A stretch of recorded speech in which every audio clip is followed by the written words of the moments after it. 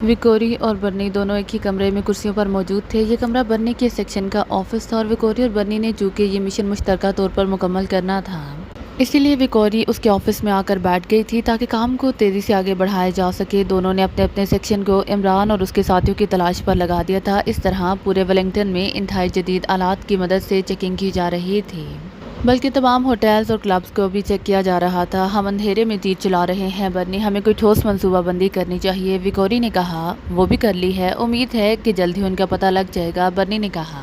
وہ کیا؟ وکوری نے چونک کر کہا۔ میں نے راشیل کی خصوصی طور پر لارڈ کرافٹ کے ٹموتھی کو چیک کرنے کی ڈیوٹی لگائی ہے، کیونکہ میں جانتا ہوں کہ ٹموتھی ہی ایک ایسا آدمی ہے جو اسٹور کے بارے میں معلومات حاصل کر سکتا ہے، اور عمران ایسے لوگوں کے بارے میں جانتا ہے، اسی لیے وہ یقیناً اس اسٹور کو تلاش کرنے کے لیے ٹموتھی کی خدمات حاصل کرے گا، اور اس طرح ہم ان لوگوں کو ٹریس کر لیں گے، برنی نے جواب دیا۔ تو وکوری کی آنکھوں میں چمک ابھر آئی۔ ویری گڈ برنی، تم واقعی ذہین آدمی ہو، وکوری نے کہا۔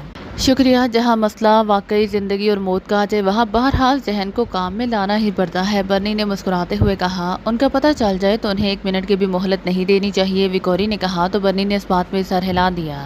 اسی لمحے پاس پڑے ہوئے فون کی مترنم گھنٹی بج اٹھی تو برنی نے ہاتھ بڑھا کر ریسیور اٹھا لیا۔ یس برنی بول رہا ہوں، برنی نے کہا۔ راشیل بول رہا ہوں، دوسری طرف سے ایک مردانہ آواز سنائی دی۔ یس، کیا کوئی خاص رپورٹ ہے؟ برنی نے اشتیاق بھرے لہجے میں کہا، اور ساتھ اس نے لاؤڈر کا بٹن بھی پریس کر دیا تاکہ وکوری بھی راشیل کی بات سن سکے۔ یس باس، ٹموتھی کے بارے میں معلوم ہوا ہے کہ وہ ایئر فورس کے کسی اسٹور کے بارے میں معلومات اکٹھی کر رہا ہے، دوسری طرف سے راشیل نے کہا۔ تو برنی بے اختیار چمک پڑا، اس کی آنکھوں میں چمک ابھر آئی۔ تفصیلی رپورٹ دو، برنی نے تیز لہجے میں کہا۔ باس، لارڈ کلاب کے ٹموتھی کا اسسٹنٹ راجر ہمارے گروپ کا آدمی ہے، چنانچہ میں نے راجر کو الرٹ کر دیا، اور راجر نے بھی رپورٹ دی ہے کہ ٹموتھی نے 2 روز سے ایئر فورس کے کسی سیکشن اسٹور کے بارے میں معلومات اکٹھی کرنے کی کوشش کی ہے اور خاصی حد تک کامیاب بھی رہا ہے۔ اس پر میں نے سوچا کہ آپ کو رپورٹ دے دوں، راشیل نے جواب دیا۔ ٹموتھی اس وقت کہاں موجود ہے؟ برنی نے پوچھا۔ وہ اپنے کلب میں ہے، راشیل نے جواب دیا۔ اوکے ٹھیک ہے، میں ٹموتھی سے مل لیتا ہوں، برنی نے کہا، اور ریسیور رکھ کر اٹھ کھڑا ہوا۔ آؤ وکوری، ہمیں فوراً اس سے ملنا ہوگا، برنی نے کہا۔ لیکن ٹموتھی کے اوپر انتہائی سطح تک تعلقات ہیں، کہیں الٹا ہمارے گلے میں پھندا نہ فٹ ہو جائے، وکوری نے اٹھتے ہوئے کہا۔ تم فکر مت کرو، وہ مجھے بھی جانتا ہے اچھی طرح، برنی نے کہا۔ پھر تھوڑی دیر بعد ان کی کار لارڈ کلب کی طرف جا رہی تھی۔ شام کا وقت تھا، اسی لیے سڑکوں پر ٹریفک کا بے پناہ دباؤ تھا، اسی لیے برنی جو کار ڈرائیو کر رہا تھا خلاف معمول کار آہستہ چلا رہا تھا۔ بہرحال 45 منٹ کی ڈرائیونگ کے بعد کار لارڈ کلب کی عالیشان عمارت میں داخل ہوئی۔ پھر برنی نے کار ایک سائڈ پر بنی ہوئی پارکنگ میں روک دی۔ آؤ وکوری، برنی نے کار سے اترتے ہوئے کہا، اور وکوری سر ہلاتے ہوئی نیچے اتری۔ پھر وہ دونوں کلب میں داخل ہو گئے۔ ٹموتھی سے کہو کہ برنی آیا ہے، برنی نے کاؤنٹر پر موجود ایک خوبصورت لڑکی سے کہا۔ تو لڑکی نے اس بات میں سر ہلاتے ہوئے سامنے پڑے ہوئے فون کا ریسیور اٹھایا اور یکے بعد دیگرے 4 نمبر پریس کر دیے۔ کاؤنٹر سے میگی بول رہی ہوں باس، مسٹر برنی اپنی فرینڈ کے ساتھ کاؤنٹر پر موجود ہیں، لڑکی نے کہا۔ تو برنی نے مسکراتے ہوئے ساتھ کھڑی ہوئی وکوری کی طرف دیکھا تو وکوری بھی بے اختیار مسکرا دی۔ وہ دونوں میگی کے لفظ فرینڈ پر مسکرا رہے تھے۔ یس باس، میگی نے دوسری طرف سے بات سنی اور ریسیور رکھ دیا۔ باس آپ کے منتظر ہیں جناب، میگی نے کہا۔ تو برنی نے اس کا شکریہ ادا کیا۔ پھر تھوڑی دیر بعد وہ دونوں ٹموتھی کے انتہائی شاندار انداز میں سجے ہوئے آفس میں داخل ہو رہے تھے۔ درمیانے قد کے ٹموتھی نے انتہائی خوش آمدانہ انداز میں ان کا استقبال کیا۔ او وکوری بھی ساتھ ہے، اس کاؤنٹر گرل نے بتایا نہیں، ٹموتھی نے مسکراتے ہوئے کہا۔ تو وکوری بے اختیار چونک پڑی۔ آپ مجھے جانتے ہیں، حالانکہ میری آپ سے کبھی براہ راست ملاقات نہیں ہوئی، وکوری نے مسکراتے ہوئے کہا۔ برنی جانتا ہے مس وکوری کہ ٹموتھی سے کوئی چیز چھپی نہیں رہ سکتی، مجھے تو یہ بھی معلوم ہے کہ برنی بلیک ڈاگ کے اندرون ملک کام کرنے والے سیکشن کا انچارج ہے، جبکہ آپ بلیک ڈاگ کے بیرون ملک کام کرنے والے سیکشن کے انچارج ہیں، ٹموتھی نے باری باری دونوں سے مصافحہ کرتے ہوئے کہا۔ پھر وہ میز کے پیچھے سے نکل آیا، ان کے ساتھ ہی صوفے پر بیٹھ گیا۔ 4 لمحوں بعد سائڈ کا دروازہ کھلا اور ایک خوبصورت لڑکی شراب کے 3 جام ٹرے میں رکھے اندر داخل ہوئی۔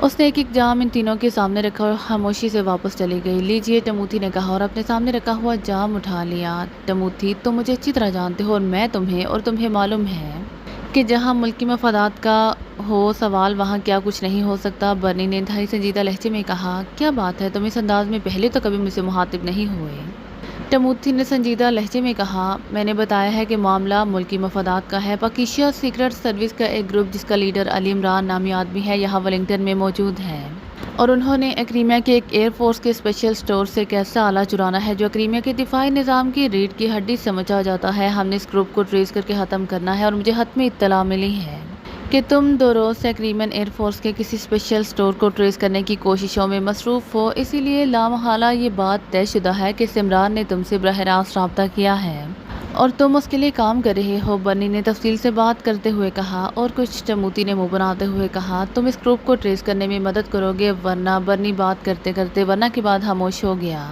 تم مجھے نہیں جانتے برنی، میں تم سے زیادہ محب وطن ہوں، میں ایسا کوئی کام کسی بھی قیمت پر نہیں کر سکتا جس سے ملکی مفادات کو خطرہ لاحق ہو سکتا ہو، اسی لیے تمہاری اطلاع غلط ہے، ٹموتی نے انتہائی سنجیدہ لہجے میں کہا۔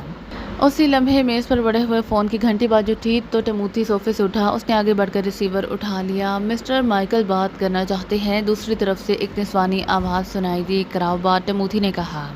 مائیکل بول رہا ہوں، دوسری طرف سے کریمن لہجے میں کہا گیا۔ سوری مسٹر مائیکل، آپ کا کام باوجود کوشش کے نہیں ہو سکا، ٹموتی نے اسپاٹ لہجے میں جواب دیا۔ کام نہیں ہو سکا یا تم بتانا نہیں چاہتے؟ دوسری طرف سے کہا گیا۔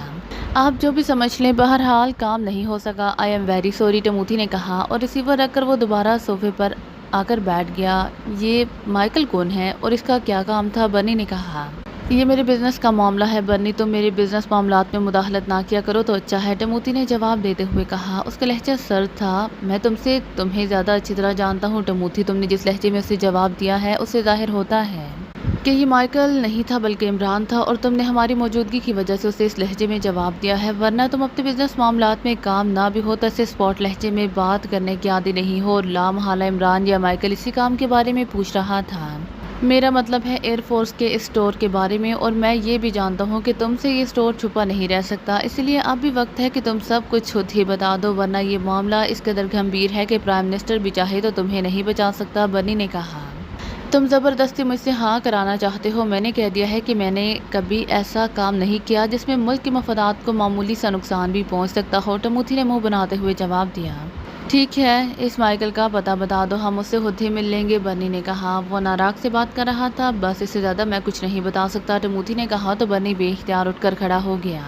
اوکے، بہرحال مجھے یقین ہے کہ تم ایسا کوئی کام نہیں کرو گے ورنہ، برنی نے بڑے دھمکی آمیز لہجے میں کہا، پھر مڑ کر دروازے کی طرف بڑھ گیا۔ وکوری خاموشی سے اس کے پیچھے چلتی ہوئی آفس سے باہر آ گئی۔ تھوڑی دیر بعد وہ اپنی کار میں موجود تھے۔ آفس سے باہر نکلتے ہی برنی نے جیب سے ایک چھوٹا سا بٹن نکال کر اپنے کان کے سوراخ میں ایڈجسٹ کر لیا تھا، اور اس وقت بھی یہ بٹن اس کے کان میں تھا۔ وکوری چونکہ جانتی تھی کہ یہ بٹن وائس کیچر ہے، اسی لیے برنی نے یقیناً صوفے کے نیچے ڈکٹا فون لگا دیا ہوگا، اسی لیے اب وہ وہاں ہونے والی باتیں سن رہا تھا، اور وکوری خاموش بیٹھی رہی۔ تھوڑی دیر بعد کار تیزی سے آگے بڑھتی ہوئی ایک سائڈ میں ہو کر رک گئی تو برنی نے کان سے وہ بٹن نکال کر جیب میں ڈال لیا۔ کیا معلوم ہوا ہے؟ وکوری نے پوچھا۔ یہ مائیکل ہی عمران ہے، لیکن ٹموتی اس کی رہائش گاہ کے بارے میں نہیں جانتا، اس نے ہمارے جانے کے بعد اونچی آواز میں بڑبڑاتے ہوئے کہا کہ اگر اسے معلوم ہوتا تو وہ مائیکل سے کام کرنے کا وعدہ ہی نہ کرتا کہ یہ کام ملک کے خلاف ہے، برنی نے جواب دیا۔ ہو سکتا ہے کہ اسے ڈکٹا فون کے بارے میں علم ہو، اسی لیے اس نے تمہیں ڈانٹ دینے کے لیے خاص طور پر یہ فکرہ کہا ہو، وکوری نے کہا۔ نہیں، اگر وہ ڈانٹ دینے کے لیے کہتا تو یہ الفاظ نہ کہتا، بلکہ اس کی جگہ کہتا کہ میں بھلا کیسے ملک کے خلاف کام کر سکتا ہوں۔ جو فکرہ اس نے کہا ہے، اس سے تو یہ بات ثابت ہو جاتی ہے کہ مائیکل ہی عمران ہے، اور اس کے کہنے پر ٹموتی ایئر فورس کے اسپیشل اسٹور کے بارے میں معلومات حاصل کر رہا ہے، برنی نے جواب دیا۔ لیکن اسے یقیناً معلوم ہوگا کہ یہ مائیکل یا عمران کہاں ہے، وکوری نے کہا۔ نہیں، اس نے جو کچھ بعد میں کہا ہے اس کا مطلب یہ نکلتا ہے کہ اسے مائیکل کا کم از کم فون نمبر تو معلوم کر ہی لینا چاہیے تھا، اس سے یہ بات ثابت ہوتی ہے کہ وہ واقعی اس کے پتے سے تو کیا اس کے فون نمبر سے بھی واقف نہیں ہے، برنی نے کہا۔ پھر تم اب کیا چاہتے ہو؟ اس ساری بھاگ دوڑ کا کیا فائدہ ہوا؟ وکوری نے کہا تو برنی بے اختیار ہنس پڑا۔ بہت فائدہ ہوا ہے مائی ڈیئر فرینڈ وکوری، برنی نے بڑے لاڈ بھرے لہجے میں کہا تو وکوری بے اختیار کھلکھلا کر ہنس پڑی۔ بس برنی بس، باتوں کی حد تک تو فرینڈ شپ بس چل سکتی ہے، ویسے نہیں، وکوری نے کہا۔ چلو اتنا تم نے برداشت کر لیا، آگے بھی ہو جائے گی، ورنہ پہلے تو تم دوستی ایک طرف مجھ سے دشمنی رکھنے کی بھی قائل نہیں تھی، برنی نے کہا۔ تمہاری عادتیں مجھے پسند نہیں ہے برنی، ویسے تم بہت اچھے آدمی ہو، لیکن تمہاری فرینڈ مارشا نے مجھے تمہاری جو خاص عادتیں بتائی تھی وہ واقعی میرے لیے ناقابل برداشت ہیں، وہ مارشا ہی ہے جو تمہیں برداشت کر لیتی ہے، وکوری نے کہا تو برنی ایک بار پھر ہنس پڑا۔ اس نے جان بوجھ کر تمہارے کان میرے خلاف بھرے ہیں تاکہ میں اسے تمہاری وجہ سے نہ چھوڑ دوں، ویسے مجھے آج پتہ چلا ہے کہ مجھ سے تم سرد مہری کا مظاہرہ کیوں کرتی رہتی ہو، برنی نے کہا۔ اس کے ساتھ اس نے ڈیش بورڈ کا بٹن کھولا اور اندر سے کارڈلیس فون پیس نکال لیا، برنی نے اسے آن کر کے اس کے نمبر پریس کرنے شروع کر دیے۔ لاڈ کلاب رابطہ قائم ہوتے ہی ایک نسوانی آواز سنائی دی، میگی میں برنی بول رہا ہوں، کیا تم $1000 کمانا چاہتی ہو، اور وہ بھی اس طرح کہ ٹموتی سمیت کسی کو کچھ معلوم نہ ہو، برنی نے کہا۔ اور یس سر کیوں نہیں، میگی نے بڑے اشتیاق بھرے لہجے میں کہا۔ ایک آدمی مائیکل کی کال میرے آفس میں موجودگی کے دوران تمہارے باس ٹموتھی نے وصول کی ہے۔ مجھے وہ فون نمبر چاہیے جس سے یہ کال کی گئی تھی۔ ایکسچینج میں لازماً یہ نمبر موجود ہوگا، بنی نے کہا۔ ایکسچینج میں نہیں ہے، میرے پاس موجود ہے کیونکہ میرے فون میں باقاعدہ میموری موجود ہے، میگی نے جواب دیا۔ اوہ ویری گڈ، تو نمبر بتاؤ اور $1000 تمہارے، بنی نے کہا۔ 2 منٹ بعد مجھے دوبارہ کال کرنا، میگی نے کہا تو بنی نے اوکے کہہ کر فون آف کر دیا۔ پھر 2 منٹ بعد اس نے دوبارہ میگی سے رابطہ قائم کر لیا۔ نمبر نوٹ کرو، میگی نے کہا۔ اس کے ساتھ اس نے فون نمبر بتا دیا۔ اچھی طرح چیک کر لیا ہے، بنی نے کہا۔ ہاں بے فکر ہو، نمبر بالکل درست ہے، میگی نے جواب دیا۔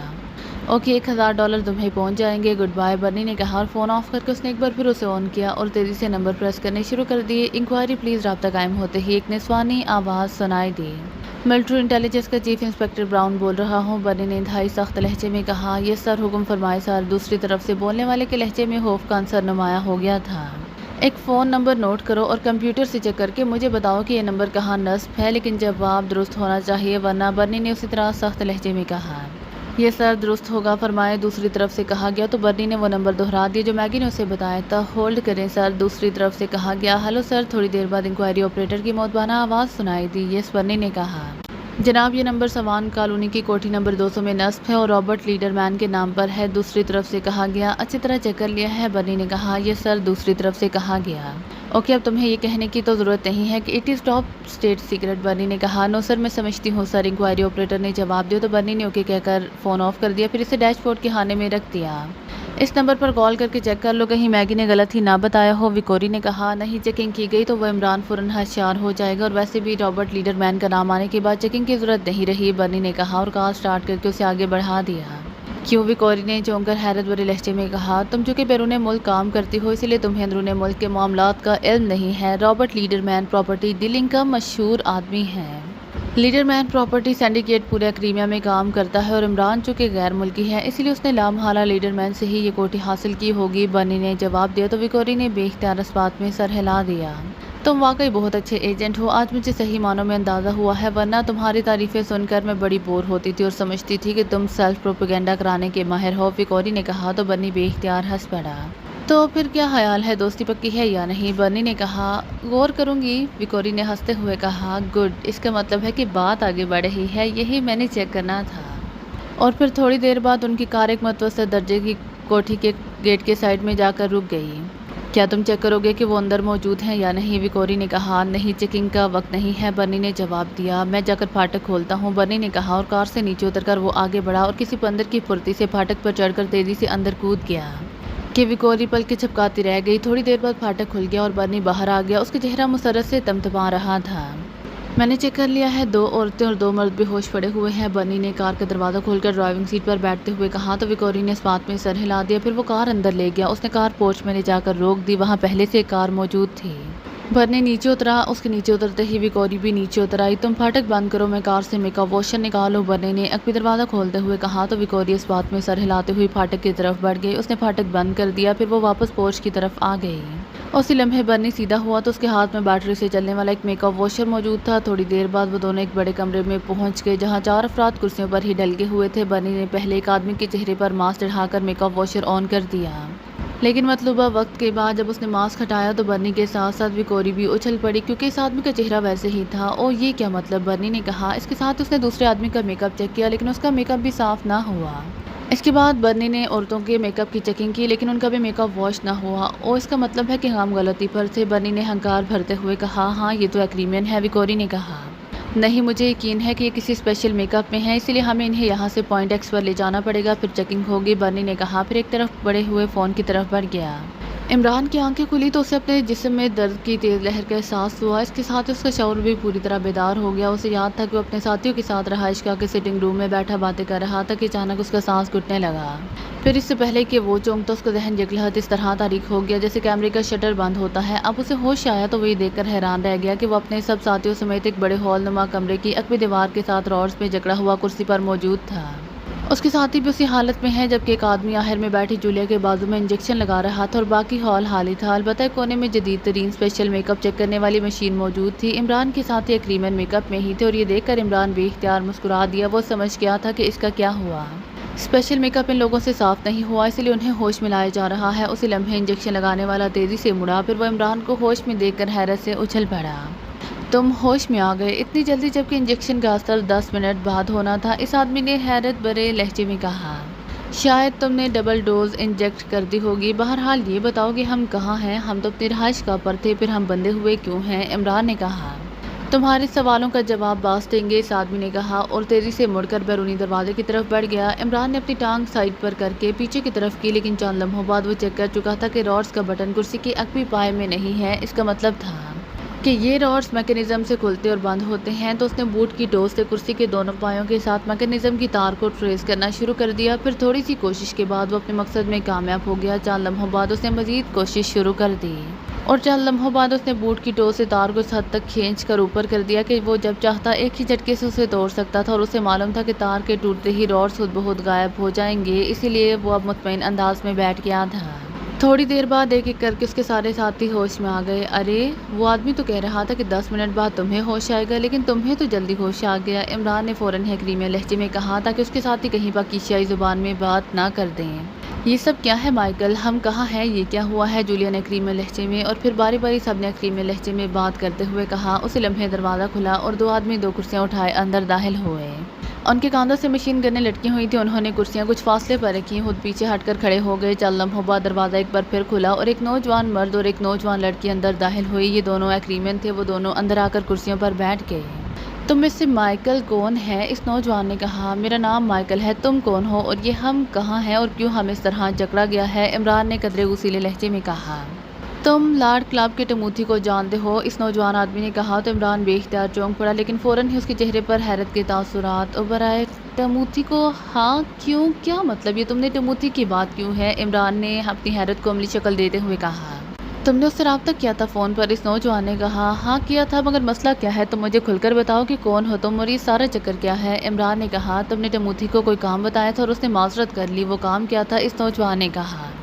ये हमारा बिजनेस सीक्रेट है मिस्टर, तुम पहले अपना तफसील से तारुफ कराओ, फिर हो सकता है कि मैं तुम्हें बिजनेस सीक्रेट भी बता दूं। इमरान ने जवाब देते हुए कहा। तुमने मेरे सवाल का जवाब ना दिया तो दूसरा सांस ना ले सकोगे, इस बार नौजवान ने इंतहाई सर्द लहजे में कहा। अजीब ज़बरदस्ती है। बहरहाल मैंने टमूथी से कहा था कि वो वाइट रोज़ के सिलसिले में होने वाली खुसूसी मीटिंग के हिंट्स हासिल करके मुझे दे दे, लेकिन उसने मासरत कर ली। इमरान ने जवाब दिया। वाइट रोज़ क्या मतलब? इस नौजवान ने चौंक कर हैरत भरे लहजे में कहा। इसका मतलब है कि तुम्हारा ड्रग से कोई ताल्लुक नहीं है, वरना तुम वाइट रोज़ का नाम सुनते ही सब कुछ समझ जाते। वाइट रोज़ हीरोइन का खसूसी कोड नाम है जो हीरोइन स्मगलिंग करने वाले इस्तेमाल करते हैं। मेरा ताल्लुक भी वाइट रोज़ से है। आला हुकाम ने पिछले दिनों एक खसूसी मीटिंग इस बिज़नेस का सर्किट तोड़ने के लिए की थी, जिसमें खसूसी इक़दाम तजवीज़ किए गए थे। मैं चाहता था कि इस मीटिंग की तफसीलात मिल जाएं ताकि हम जवाबी इक़दाम कर सकें, और इस टमूथी से ही हासिल कर सकता था। इसीलिए टमूथी को भारी मुआवजा देने की बात की गई थी, लेकिन उसने पहले तो हामी भर ली, लेकिन फिर इनकार कर दिया। इमरान ने तफसील बताते हुए कहा। तो ये बात है। इसका मतलब है कि मुझसे वाकई अंदाजे की गलती हुई है, लेकिन चूँकि तुम्हारा ताल्लुक ड्रग स्मगलिंग से है और ये भी बहुत बड़ा और भयानक जुर्म है, इसीलिए तुम्हारी मौत ज़रूरी है, इस नौजवान ने कहा। इसके साथ उसने जेब से मशीन पिस्टल निकाल लिया। एक मिनट प्लीज़, इमरान ने कहा। क्या कहना चाहते हो? इस नौजवान ने कहा। क्या तुम सरकारी आदमी हो? इमरान ने जवाब दिया। हाँ, ऐसा ही समझ लो, इस नौजवान ने जवाब दिया। सुनो, अगर तुम्हारा ताल्लुक वाकई हुकूमत से होता तो तुम लाजमन वाइट रोज़ के बारे में ज़रूर मालूमात रखते, इसीलिए अगर तुम इस बारे में तफसील बता दो तो इसमें कोई हर्ज नहीं है। इसके बाद शायद तुम्हें कोई फ़ायदा पहुंच जाए। इमरान ने कहा। तो वो नौजवान बेख्तियार हंस पड़ा। तुमने तो बहरहाल मरना है, इसीलिए तुम्हें तफसील बताने में कोई हर्ज नहीं है। मेरा नाम बर्नी है और ये मेरी साथी है, इसका नाम विकोरी है। हमारा ताल्लुक हुकूमत की एक सीक्रेट एजेंसी ब्लैक डॉग से है। एक्रीमिया में इन दिनों पाकिस्तान सीक्रेट सर्विस का एक ग्रुप एक साइंसी आला चुराने के लिए आया हुआ है, और हमने उसे ट्रेस करना था। और फिर हमें इत्तला मिली कि टमूथी साले के लिए एयरफोर्स के स्पेशल स्टोर के बारे में मालूमात हासिल कर रहा है, जिस पर हमें शक पड़ा कि वो इस पाकिस्तानी ग्रुप के लिए काम कर रहा है। चुनाचे हम उसके पास पहुंच गए, लेकिन उसने इनकार कर दिया। इस दौरान तुम्हारी कॉल आई तो उसने मासरत कर ली। हम समझे कि तुम ही वो पाकिस्तानी ग्रुप हो। हमने फ़ोन नंबर के ज़रिए तुम्हें ट्रेस किया और तुम्हें बेहोश करके वहीं तुम्हारी रहाइश का पर ही तुम्हारा मेकअप चेक किया, लेकिन मेकअप वॉश ना हो सका। चुनाचे हम समझे कि तुमने कोई स्पेशल मेकअप किया हुआ है, इसीलिए हम तुम्हें यहाँ ले आए और स्पेशल मेकअप वॉशर से तुम्हारा मेकअप चेक किया, लेकिन मेकअप फिर भी वॉश ना हो सका। तो इतनी बात का तो मुझे यकीन हो गया है कि तुम वो लोग नहीं हो जिनका हमें तुम पर शक था, इसीलिए तुम्हें होश में लाया गया। और अब तुमने खुद बताया है कि तुम्हारा ताल्लुक ड्रग माफिया से है, इसलिए मैंने तुम्हें हलाक करने का फैसला किया है। बर्नी ने तफसील बताते हुए कहा। लेकिन तुम जैसे सरकारी आदमी तो टमूथी की खाल खींचते थे, तुम कैसे खामोशी से उठकर आ गए? इमरान ने कहा। ٹموتی کے تعلقات اعلیٰ سطح پر ہیں اور وہ بہرحال محب وطن ہے، اس کے باوجود اس کی نگرانی ہو رہی ہے، برنی نے کہا۔ لیکن ٹموتی جس ٹائپ کا آدمی ہے اس نے لازماً اپنا مقصد حاصل کر لیا ہوگا، تم نے اسے کیا معلوم نہیں کیا؟ عمران نے کہا۔ ہمیں اسے معلوم کرنے کی ضرورت نہیں ہے کیونکہ ہم خود معلوم کر سکتے ہیں، بتایا تو ہے کہ ہم حکومت کی ایجنسی کے آدمی ہیں، برنی نے مسکراتے ہوئے کہا۔ تو تمہیں معلوم ہے کہ وہ سائنسی آلہ کہاں ہے؟ عمران نے ایسے لہجے میں کہا جیسے اسے اس بات پر حیرت ہو رہی ہو۔ ہاں ہمارے چیف نے بتایا ہے، لیکن تم کہو تم اس بارے میں کیوں پوچھ رہے ہو؟ تم چھٹی کرو، برنی نے کہا اور مشین پسٹل سیدھا کرنے لگا۔ صرف ایک بات کا جواب دے دو، پھر جو چاہے کرتے رہنا، صرف ایک بات کا جواب، عمران نے تیز لہجے میں کہا۔ اچھا چلو پوچھو کیا پوچھنا چاہتے ہو، برنی نے غیر شعوری طور پر ہاتھ کو جس میں مشین پسٹل پکڑا ہوا تھا ڈھیلا کر کے گود میں رکھتے ہوئے کہا، لیکن اسی لمحے عمران نے پیر کو زوردار جھٹکا دیا اور کٹاک کی آواز کے ساتھ ہی اس کے جسم کے گرد موجود راڈز غائب ہو گئے۔ کیا برنی اور اس کی ساتھی لڑکی کے منہ سے نکلا ہی تھا کہ عمران بجلی کسی تیزی سے برنی پر جھپٹ پڑا اور پلک جھپکنے سے بھی کم عرصے میں برنی جو اٹھ کر کھڑا ہو چکا تھا، اڑتا ہوا عقب سے بھی کم عرصے میں دونوں مسلح افراد سے ایک دھماکے سے جا ٹکرایا اور وہ تینوں چیختے ہوئے نیچے گرے ہی تھے کہ عمران کا بازو ایک بار پھر گھوما اور برنی کی ساتھی لڑکی جو جیکٹ کی جیب سے مشین پسٹل تقریباً نکال چکی تھی چیختی ہوئی اچھل کر ایک طرف جا گری۔ برنی کلا بازی کھا کر سیدھا ہوا ہی تھا کہ مشین پسٹل کی ترتراہٹ کے ساتھ کمرہ انسانی چیخوں سے گونج اٹھا۔ وہ دونوں مسلح آدمی بھی تقریباً اٹھ چکے سے گولیاں کھا کر چیختے ہوئے واپس گرے، جبکہ برنی نے اچانک سائڈ پر چھلانگ لگائی جہاں اس کے ہاتھ سے مشین پسٹل نکل کر نیچے جا گرا تھا، لیکن دوسرے لمحے مشین پسٹل کی ریٹ کے ساتھ ہی وہ بھی چیختا ہوا نیچے گرا اور اس نے ایک بار پھر اٹھنے کی کوشش کی، لیکن ایک جھٹکے سے نیچے گر کر ساقط ہو گیا، جبکہ وہ لڑکی جسے عمران نے گردن سے پکڑ کر سائڈ پر اچھال دیا تھا پہلے ہی بے حس و حرکت ہو چکی تھی۔ عمران تیزی سے اس لڑکی کی طرف بڑھا، پھر اس نے جھک کر اس کے ایک ہاتھ کاندھے پر اور دوسرا اس کے سر پر رکھا اور مخصوص انداز میں گھمایا، پھر وہ تیزی سے مڑا اور دروازے کے قریب موجود سوئچ پینل پر موجود بٹن اس نے پریس کرنے شروع کر دیے۔ اس کے ساتھ ہی کٹاک کٹاک کی آواز کے ساتھ ہی سبھی کرسیوں کے راڈز غائب ہو گئے۔ تنویر تم اس برنی کو کمرے میں موجود گولی کے زخم سے بہنے والے خون کو روکو اور ان دونوں کو کرسیوں پر جھگڑ دو، میں باہر چیک کر کے آتا ہوں، عمران نے کہا اور تیزی سے دروازہ کھول کر باہر آ گیا۔ یہ ایک چھوٹی سی عمارت تھی اور باہر کوئی آدمی موجود نہیں تھا، البتہ ایک سیاہ رنگ کی کار پورچ میں موجود تھی۔ عمران کسی ویران علاقے میں تھا کیونکہ دوسری عمارتیں کافی فاصلے پر نظر آ رہی تھیں، البتہ عمارت میں باقاعدہ آفس بھی تھا، البتہ ہر کمرے میں فون بھی موجود تھا، ایک اسلحہ خانہ بھی موجود تھا جس میں عام حالات میں استعمال ہونے والا اسلحہ کافی مقدار میں موجود تھا۔ عمارت کا جائزہ مکمل کرنے کے بعد عمران واپس اس کمرے میں آیا جہاں راڈز والی کرسیاں موجود تھیں۔ یہ کمرہ اس عمارت کا سب سے بڑا کمرہ تھا، اسے شاید ٹارچنگ روم کے طور پر بنایا گیا تھا۔ عمران جب کمرے میں پہنچا تو برنی اور اس کی لڑکی ساتھی وکوری کو کرسیوں پر بٹھا کر راڈز میں جکڑ چکا تھا، لیکن وہ دونوں بددستور تھے۔ اس کی بینڈیج کر دی ہے، عمران نے برنی کی طرف دیکھتے ہوئے کہا۔ ہاں، تنویر نے مختصر سا جواب دیا۔ تم اسلحہ لے کر باہر کی نگرانی کرو، میں ان دونوں سے پوچھ گچھ مکمل کر لوں، عمران نے کہا۔ کیا پوچھو گے ان سے؟ گولیاں مار کر ایک طرف کرو، تنویر نے منہ بناتے ہوئے کہا۔ اگر یہ برنی یہ نہ بتاتا کہ اسے اسٹور کے بارے میں علم ہے تو میں ایسا ہی کرتا، لیکن اب یہ ایک اچھا چانس قدرت نے ہمیں دیا ہے تو اس سے فائدہ اٹھانا چاہیے، اسی لیے تو میں نے اس کی کمر پر اس انداز میں گولی ماری تھی کہ یہ ہلاک نہ ہو اور حرکت بھی نہ کر سکے، عمران نے جواب دیا۔ یہ دونوں سیکرٹ ایجنٹ ہیں لیکن انہوں نے کوئی خاص جدوجہد تو نہیں کی، صالحہ نے کہا۔ اصل میں یہ دو باتوں کی وجہ سے مار کھا گئے ہیں، ایک تو یہ کہ ہمارے میک اپ واش نہیں ہوئے، اسی لیے یہ سمجھنے پر مجبور ہو گئے کہ ہمارا تعلق پاکیزہ سیکرٹ سروس سے نہیں ہے، پھر میں نے اپنے آپ کو اسمگلر بتایا، اس طرح یہ پوری طرح مطمئن ہو گئے کہ ہم لوگ بہرحال اس قدر تربیت یافتہ نہیں ہیں جس قدر سیکرٹ ایجنٹ ہوتے ہیں۔ دوسرا، انہیں ان راڈز والی کرسیوں پر مکمل بھروسہ تھا کہ چونکہ یہ راڈز میکینزم سے آپریٹ ہوتے ہیں اور ان کے بٹن بہرحال دروازے کے ساتھ سوئچ بورڈ پر لگے ہیں، اس لیے ہم کسی صورت بھی ان راڈ سے چھٹکارا حاصل نہیں کر سکتے، عمران نے وضاحت کی۔ تو صالحہ اور دوسرے ساتھیوں نے اصوات میں سر ہلا دیے کیونکہ عمران کا تجزیہ بہرحال درست تھا۔ میں باہر جا رہا ہوں، تنویر نے کہا اور ایک مشین گن اٹھا کر باہر کی طرف چل پڑا۔ صالحہ تم بھی مشین پسٹل لے کر ساتھ جاؤ، کوشش کرنا کہ باہر اوپن فائرنگ نہ ہو، بہرحال یہاں آبادی موجود ہے اور یقیناً پولیس چند لمحوں میں پہنچ جائے گی، عمران نے تنویر سے کہا اور تنویر اور صالحہ دونوں نے اس بات میں سر ہلا دیے۔ جولیا تم اس وکوری کو ہوش میں لے کر آؤ، عمران نے جولیا سے کہا اور خود وہ برنی کی طرف بڑھ گیا، اس نے اپنے دونوں ہاتھ برنی کی ناک اور منہ پر رکھ کر اس کا سانس بند کر دیا۔ چند لمحوں بعد ہی برنی کے جسم میں حرکت کے تاثرات ابھر آئے تو عمران نے ہاتھ ہٹائے اور پیچھے ہٹ کر اس کرسی پر بیٹھ گیا جس پر پہلے برنی بیٹھا ہوا تھا، جبکہ جولیا بھی پیچھے ہٹ کر عمران کے ساتھ والی کرسی پر بیٹھ گئی۔ چند لمحوں بعد برنی اور وکوری دونوں کراہتے ہوئے ہوش میں آ گئے۔ عمران نے ان دونوں کے ہوش میں آتے ہی اٹھنے کی کوشش کی، لیکن ظاہر ہے راڈز میں جکڑے ہونے کی وجہ سے وہ صرف کسمسا کر رہ گئے۔ برنی کا رنگ زرد پڑا ہوا تھا اور چہرے پر تکلیف کے تاثرات نمایاں تھے۔ تم نے کیسے راڈز کھول لی؟ یہ کیسے ممکن ہے؟ برنی نے رک رک کر کہا، اس کے لہجے میں بے پناہ حیرت تھی۔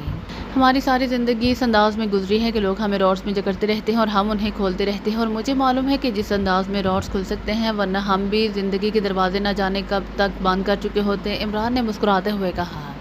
کاش مجھے معمولی سا بھی خیال ہوتا کہ تم ڈراورز کھول سکتے ہو تو میں تمہیں زندہ ہی نہ رکھتا، لیکن تم تو اسمگلر ہو۔ تم نے کیسے الفاظ کہے؟ برنی نے بات کرتے کرتے چونک کر کہا تو عمران بے اختیار مسکرا دیا۔ تمہارا یہ اسپیشل میک اپ واشر ہمارے میک اپ واش نہیں کر سکا تھا، کیونکہ ڈراورز کھولنے کی طرح میک اپ کرنے اور اسے میک اپ واشروں سے بچانے میں بھی ہماری زندگی گزر گئی ہے، عمران نے جواب دیا۔ یہ تم نے کیا زندگی گزر گئی ہے؟ زندگی گزر گئی ہے، اس سے ایسا لگتا ہے کہ جیسے تم سیکریٹ سروس کے ایجنٹ ہو۔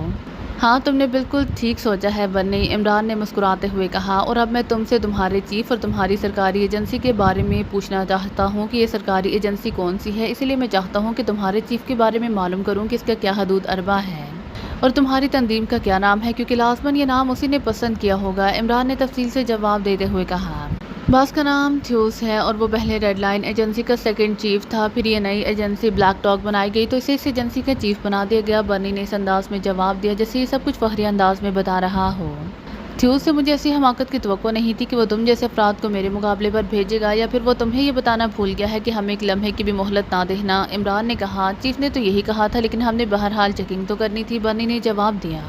تم نے ہمیں کیسے چیک کر لیا؟ عمران نے پوچھا تو برنی نے اس کا ٹیلی فون نمبر معلوم کرنے اور کوٹھی کے بارے میں معلومات حاصل کرنے تک کی تفصیل بتا دی۔ گڈ، اس کا مطلب ہے کہ تم ذہین آدمی ہو۔ میں بہرحال ذہانت کا بہت بڑا قدردان ہوں، اسی لیے تم نے اپنی زندگی بچا لی ہے۔ بس ایک کام کرو کہ اپنے چیف کا فون نمبر بتا دو تاکہ میں یہاں سے جا کر اسے فون کر کے تمہارے بارے میں بتا دوں، ورنہ تو تم ان کرسیوں میں جکڑے ہوئے بھوک پیاس سے تڑپ تڑپ کر مر جاؤ گے، عمران نے اٹھتے ہوئے کہا۔ کیا مطلب؟ کیا تم جا رہے ہو؟ برنی نے اسی طرح حیرت بھرے لہجے میں کہا جیسے اسے یقین نہ آ رہا ہو کہ یہ لوگ انہیں اس طرح چھوڑ کر چلے جائیں گے۔ میں نے بتایا ہے کہ میں ذہانت کی قدر کرتا ہوں، پھر تم دونوں بہرحال ایجنٹ ہو، ہماری طرح اپنی ڈیوٹی سر انجام دے رہے ہو، اور تم نے جس طرح موت قبول کرنے پر آمادگی ظاہر کر دی لیکن ملک سے غداری نہیں کی، یہ ساری باتیں تمہاری زندگی بچا گئی ہیں، عمران نے جواب دیا۔ عمران کے اٹھتے ہی جولیا بھی اٹھ کھڑی ہوئی۔ میں بتاتا ہوں، لیکن کیا تم واقعی چیف کو اطلاع دو گے؟ برنی نے کہا۔ تو اور کیا، میں نے تمہارے چیف کے فون نمبر کا اچار ڈالنا ہے، عمران نے منہ بناتے ہوئے کہا۔ چلو تمہارے سامنے فون کر دیتا ہوں تاکہ تمہاری تسلی ہو جائے، مارگریٹ اب تم ان دونوں کے منہ بند کرنے پڑیں گے، عمران نے پہلے وکوری اور برنی سے مخاطب ہو کر کہا، پھر جولیا سے مخاطب ہو گیا تو جولیا تیزی سے آگے بڑھی اور کرسیوں کے عقب میں جا کر اس نے دونوں ہاتھوں سے ان دونوں کے منہ بند کر دیے، تو عمران نے وہاں موجود فون کا ریسیور اٹھایا اور نمبر پریس کرنے شروع کر دیے۔ یہ رابطہ قائم ہوتے ہی ایک بھاری آواز سنائی دی۔ برنی بول رہا ہوں، عمران نے برنی کی آواز اور لہجے میں کہا۔ تو برنی کی آنکھیں پھیلتی چلی گئیں۔ او تم، کیا ہوا؟ تم نے اب تک کوئی رپورٹ ہی نہیں دی، دوسری طرف سے تیز لہجے میں کہا گیا۔ ان کے بارے میں حتمی اطلاع ملی ہے، باس کے یہ لوگ اسٹور تک پہنچ گئے ہیں، اسی لیے میں نے کال کیا ہے، عمران نے برنی کے لہجے میں کہا۔ ناممکن، یہ کیسے ہو سکتا ہے؟ انہیں کہاں سے برڈن کے بارے میں معلوم ہو سکتا ہے جبکہ اس بارے میں صرف میں اور تم دونوں ہی واقف ہو، دوسری طرف سے انتہائی غصیلے لہجے میں کہا گیا تو عمران بے اختیار مسکرا دیا۔ اگر یہ بات ہے باس تو پھر یہ اطلاع غلط ہوگی، بہرحال ہم انہیں تلاش کر رہے ہیں، عمران نے کہا۔ کس نے تمہیں یہ اطلاع دی تھی؟ باس نے پوچھا۔ لارڈ کلب کے ٹموتھی کے بارے میں معلوم ہوا تھا کہ اس نے مخبری کرنے کی کوشش کی ہے، لیکن ہم نے اسے چیک کیا ہے، لیکن ایسا نہیں ہے، اس کے اسسٹنٹ نے بتایا ہے کہ ایک گروپ نے فون پر اسے برڈن کے بارے میں معلومات خریدنے کی کوشش کی تھی، اسی لیے میں سمجھا کہ یہی گروپ ہوگا، عمران نے کہا۔ او یقیناً وہ وہی گروپ ہوگا، یہ تو انتہائی خطرناک بات ہے، انہیں کیسے معلوم ہو گیا؟ ویسے یہ لوگ ہیں تو اسی قسم کے، بہرحال انہیں تلاش کرو کیونکہ ہماری ڈیوٹی انہیں تلاش کر کے ختم کرنے کی ہے، باس نے کہا۔ یس باس، عمران نے جواب دیا تو دوسری طرف سے ریسیور رکھ دیا گیا۔ عمران نے ایک طویل سانس لیتے ہوئے ریسیور رکھ دیا۔ اب ان کے لب آزاد کر دو، عمران نے کہا تو جولیا نے ہاتھ ہٹائے اور پیچھے ہٹ گئی۔ تم جادوگر ہو، واقعی جادوگر ہو، تم نے میری آواز میں بات کی ہے کہ باس بھی نہیں پہچان سکا، برنی نے کہا۔ لیکن تم نے یہ خیال نہیں کیا کہ میں نے برٹن کا نام لیا تھا تاکہ تمہیں معلوم ہو سکے کہ میں نے تمہارے باس سے وہ بات معلوم کر لی ہے جو تم ملک سے غداری سمجھ کر نہیں بتا رہے تھے، اور میں نے یہ لفظ دہرایا ہے اسی لیے تھا کہ تم سن لو کیونکہ لاؤڈر آن نہیں تھا، عمران نے مسکراتے ہوئے کہا۔ تم غلط کہہ رہے ہو، باس کسے بتا سکتا ہے، برنی نے تقریباً رو دینے والے لہجے میں کہا۔ لیکن اب مزید تفصیلات تم بتاؤ گے کہ وہاں کیا انتظامات ہیں، عمران کا لہجہ یکلہر سرد ہو گیا تھا۔ میں کچھ نہیں بتا سکتا، برنی نے کہا۔ جولیا ان دونوں کا خاتمہ کر دو، عمران نے سرد لہجے میں جولیا سے کہا اور مڑ کر دروازے کی طرف بڑھ گیا۔ چند لمحوں بعد ترتراہٹ کی تیز آوازوں کے ساتھ ہی کمرہ انسانی چیخوں سے گونج اٹھا، لیکن عمران رکے بغیر آگے بڑھتا چلا گیا۔ فون کی گھنٹی بجتے ہی میز کے پیچھے اونچی نشست کی کرسی پر بیٹھا ہوا درمیانے قد لیکن گینڈے کے جسم کا مالک آدمی بے اختیار چونک پڑا۔ اس کے ہاتھ میں شراب کا جام تھا، وہ چسکیاں لے کر اسے پینے میں مصروف تھا، اس کے سر پر بال اس قدر گھنگریالے تھے کہ جیسے اس کے سر پر کسی نے اسپرنگوں کا ڈھیر رکھ دیا ہو۔ چہرے پر زخموں کے مندمل نشانات کثیر تعداد میں نظر آ رہے تھے۔ اس کی آنکھیں خاصی بڑی تھی اور ان میں انتہائی تیز چمک بھی موجود تھی۔ اس نے سیاہ رنگ کی لیدر جیکٹ اور پینٹ پہن رکھی تھی۔ فون کی آواز سنتے ہی وہ بجلی کسی تیزی سے سیدھا ہوا۔ اس نے ہاتھ میں پکڑا ہوا جام میز پر رکھا اور پھر ریسیور اٹھا لیا۔ یس رافٹ بول رہا ہوں، اس نے گراتے ہوئے لہجے میں کہا۔ باس ڈیفنس سیکرٹری صاحب کی کال ہے۔ دوسری طرف سے ایک مردانہ آواز سنائی دی۔ کراؤ بات، رافٹ نے اسی طرح گراتے ہوئے لہجے میں کہا۔ ہلو، چند لمحوں بعد ایک بھاری سی آواز سنائی دی۔ یہ سر، میں رافٹ بول رہا ہوں۔ اس پر رافٹ نے قدرے نرم لہجے میں کہا، لیکن آواز میں ہلکی سی گراہٹ کا عنصر ابھی تک موجود تھا۔ شاید اس کی آواز کا فطری انداز تھا۔ پاکیزہ سیکرٹ سروس کے بارے میں ہمیں اطلاع ملی ہے کہ انہیں معلوم ہو گیا ہے کہ اسٹور جزیرہ برٹن پر ہے اور وہ وہاں پہنچ رہے ہیں۔ دوسری طرف سے کہا گیا، تو انہیں آنے دے جناب، میں یہاں کس لیے بیٹھا ہوں، رافٹ نے انتہائی اطمینان بھرے لہجے میں کہا۔ وہ انتہائی خطرناک لوگ ہیں رافٹ، دوسری طرف سے کہا گیا۔ میں انہیں اچھی طرح جانتا ہوں جناب، لیکن اس کے باوجود میں اسی لیے بے فکر ہوں کہ جزیرہ برٹن پر پہنچنے سے پہلے ہی وہ باب بن کر ہوا میں اڑ جائیں گے۔ اگر اس کے باوجود وہ جزیرہ برٹن پر پہنچ گئے تو پھر مکھیوں کی طرح مارے جائیں گے۔ برٹن پر جو حفاظتی انتظامات ہیں، ایسے انتظامات دنیا میں اور کہیں بھی نہیں کیے گئے۔ یہاں تو ہر طرف موت کے بگولے ناچتے رہتے ہیں۔ اگر وہ ان بگولوں سے بھی بچ گئے تبھی وہ کسی صورت اسٹور تک نہیں پہنچ سکتے، جزیرے کے اوپر ہی دوڑتے بھاگتے رہ جائیں گے اور آخرکار موت ان کا مقدر بن جائے گی۔ رافٹ جب بولنے پر آئے تو مسلسل بولتا چلا گیا۔ اس کے باوجود تمہیں محتاط رہنا ہوگا، کیونکہ بلیک ڈاگ کے بارے میں بھی یہی سمجھا جاتا تھا کہ یہ ان کی ٹکر کے لوگ نہیں ہیں، لیکن انہوں نے ان کا خاتمہ کر دیا ہے، ڈیفنس سیکرٹری نے کہا۔ او، کیا تھیوز مارا گیا ہے، رافٹ نے چونک کر کہا۔ نہیں، اس کے ٹاپ ایجنٹ برنی اور ویکوری دونوں ہلاک کر دیے گئے ہیں اور بلیک ڈاگ کی روح یہ دونوں ہی تھے، دوسری طرف سے کہا گیا۔ ہاں، مجھے معلوم ہے، برنی تو انتہائی ذہین آدمی تھا اور ویکوری انتہائی ماہر ایجنٹ تھی۔ بہرحال آپ بے فکر رہیں، یہاں انہیں کامیابی نہیں بلکہ موت ہی ملے گی، رافٹ نے جواب دیتے ہوئے کہا۔ اوکے، دوسری طرف سے کہا گیا۔ اس کے ساتھ اس نے ریسیور رکھ دیا، لیکن پھر اس نے جھٹکے سے ریسیور اٹھایا اور ایک بٹن پریس کر دیا۔ یس، دوسری طرف سے مؤدبانہ آواز سنائی دی۔ بلیک ڈاگ کے چیف تھیوز سے میری بات کراؤ، رافٹ نے تیز لہجے میں کہا اور ریسیور رکھ دیا اور جام اٹھا کر ایک بار پھر منہ سے لگا لیا۔ تھوڑی دیر بعد فون کی گھنٹی باز اٹھی تو اس نے جام دوبارہ میز پر رکھا اور ریسیور اٹھا لیا۔ یس، رافٹ نے کہا۔ باس تھیوز سے بات کیجیے، دوسری طرف سے کہا گیا۔ ہیلو، رافٹ بول رہا ہوں، برٹن سے، رافٹ نے کہا۔ تھیوز بول رہا ہوں، رافٹ، مجھے ابھی تھوڑی دیر پہلے ڈیفنس سیکرٹری صاحب نے بتایا ہے کہ تم برٹن کے سیکیورٹی انچارج ہو، ورنہ پہلے مجھے معلوم نہیں تھا، اور یقین کرو تمہارا نام سن کر مجھے بے حد اطمینان ہوا ہے کہ اب پاکیزہ سیکرٹ سروس والے کامیاب نہیں ہو سکتے، تھیوز نے کہا۔ بے حد شکریہ، وہ واقعی کامیاب نہیں ہو سکتے۔ مجھے بتایا گیا ہے کہ تمہارے دونوں مین ایجنٹ برنی اور ویکوری ہلاک ہو گئے ہیں۔ کیسے ہوا؟ یہ دونوں تو بے حد تیز تھے، اور وہاں ان لوگوں کو برٹن کے بارے میں کیسے پتہ چل گیا جبکہ اسے تو ٹاپ سیکرٹ رکھا گیا تھا، رافٹ نے کہا۔ تفصیل کیا بتاؤں، بس اتنا سن لو کہ برنی اور ویکوری دونوں پاکیزہ سیکرٹ سروس کو تلاش کر رہے تھے کہ مجھے برنی کی کال موصول ہوئی۔ اس نے بتایا کہ اسے اطلاع ملی ہے کہ پاکیزہ سیکرٹ سروس جزیرہ برٹن کی طرف جا چکی ہے، لیکن میں نے اسے کہا کہ ایسا ممکن ہی نہیں ہے اور ریسیور رکھ دیا۔ لیکن پھر اچانک مجھے میرے فون آپریٹر نے بتایا کہ برنی کی یہ کال 64 پوائنٹ سے کی گئی تھی، تو میں چونک پڑا کیونکہ یہ پوائنٹ ایسا تھا جسے انتہائی ایمرجنسی میں استعمال کیا جاتا تھا۔ میں نے وہاں برنی کو کال کیا، لیکن وہاں کسی نے کال اٹینڈ نہ کی، تو میں نے اپنے آدمی وہاں بھجوائے۔ تب پتہ چلا کہ وہاں ٹارچنگ روم میں برنی اور ویکوری کرسیوں پر راڈز میں جکڑے ہوئے مردہ حالت میں موجود ہیں، باقی افراد بھی ہلاک ہو چکے ہیں۔ برنی اور ویکوری دونوں کو اسی بندی ہوئی حالت میں ہی گولیاں ماری گئی ہیں، جبکہ برنی کی کمر میں بھی گولی کا سوراخ موجود تھا، اور وہاں ایسے افراد تھے جیسے وہاں چند افراد کو لایا گیا تھا جو نکل جانے میں کامیاب ہو گئے۔ اس طرح صورتحال سامنے آ گئی کہ برنی اور ویکوری نے یقیناً عمران اور اس کے ساتھیوں کو ٹریس کر کے انہیں بے ہوش کیا، پھر 61 پوائنٹ پر لے آئے، پھر شاید انہوں نے انہیں ہوش میں لا کر ان سے پوچھ گچھ کرنے کی کوشش کی، اور نتیجہ وہی نکلا جو ہمیشہ نکلتا رہا ہے۔ عمران اور اس کے ساتھیوں نے سچویشن بدل دی اور وہ خود آزاد ہو گئے، جبکہ وہ دونوں ہی ان کے ہاتھوں ہلاک ہو گئے۔ اس لیے میں نے ڈیفنس سیکرٹری صاحب کو کال کر کے تفصیلی رپورٹ دی اور یہ بھی بتا دیا کہ انہیں جزیرہ برٹن کے بارے میں علم ہے، تھیوز نے تفصیل بتا دی۔ کیا برنی کو معلوم تھا اس بارے میں، رافٹ نے پوچھا۔ نہیں، اسے تو نہیں معلوم تھا، لیکن اسے عمران کو معلوم تھا، کیونکہ عمران کے بارے میں سب جانتے ہیں کہ جس چیز کو جتنا زیادہ چھپایا جائے، عمران کو اتنی جلدی اس چیز کے بارے میں معلوم ہو جاتا ہے۔ اور مجھے یہ بھی یقین ہے کہ عمران نے برنی کی آواز اور لہجے میں مجھ سے بات کرتے ہوئے جزیرہ برٹن کا نام اسی لیے لیا ہوگا کہ میں اس کی تصدیق کر دوں، اور چونکہ میرے ذہن میں بھی نہیں تھا کہ برنی کی جگہ عمران بول رہا ہے، اسی لیے میں نے تصدیق کر دی، تھیوز نے تفصیل بتاتے ہوئے کہا۔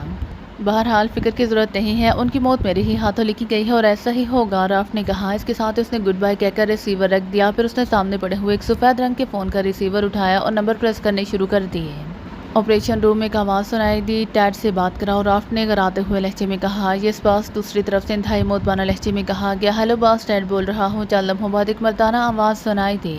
جزیرے اور اس کے گرد مکمل ریڈ الرٹ کر دو اور تمام چیکنگ سسٹم آن کر دو، پاکیزہ سیکرٹ سروس کا گروپ جزیرہ برٹن آنے والا ہے، ہم نے انہیں ہر صورت میں ہلاک کرنا ہے، اور سنو، تم نے مجھے چیک کر کے اطلاع دینی ہے تاکہ میں اپنے سامنے ان کا خاتمہ کراؤں، رافٹ نے کہا۔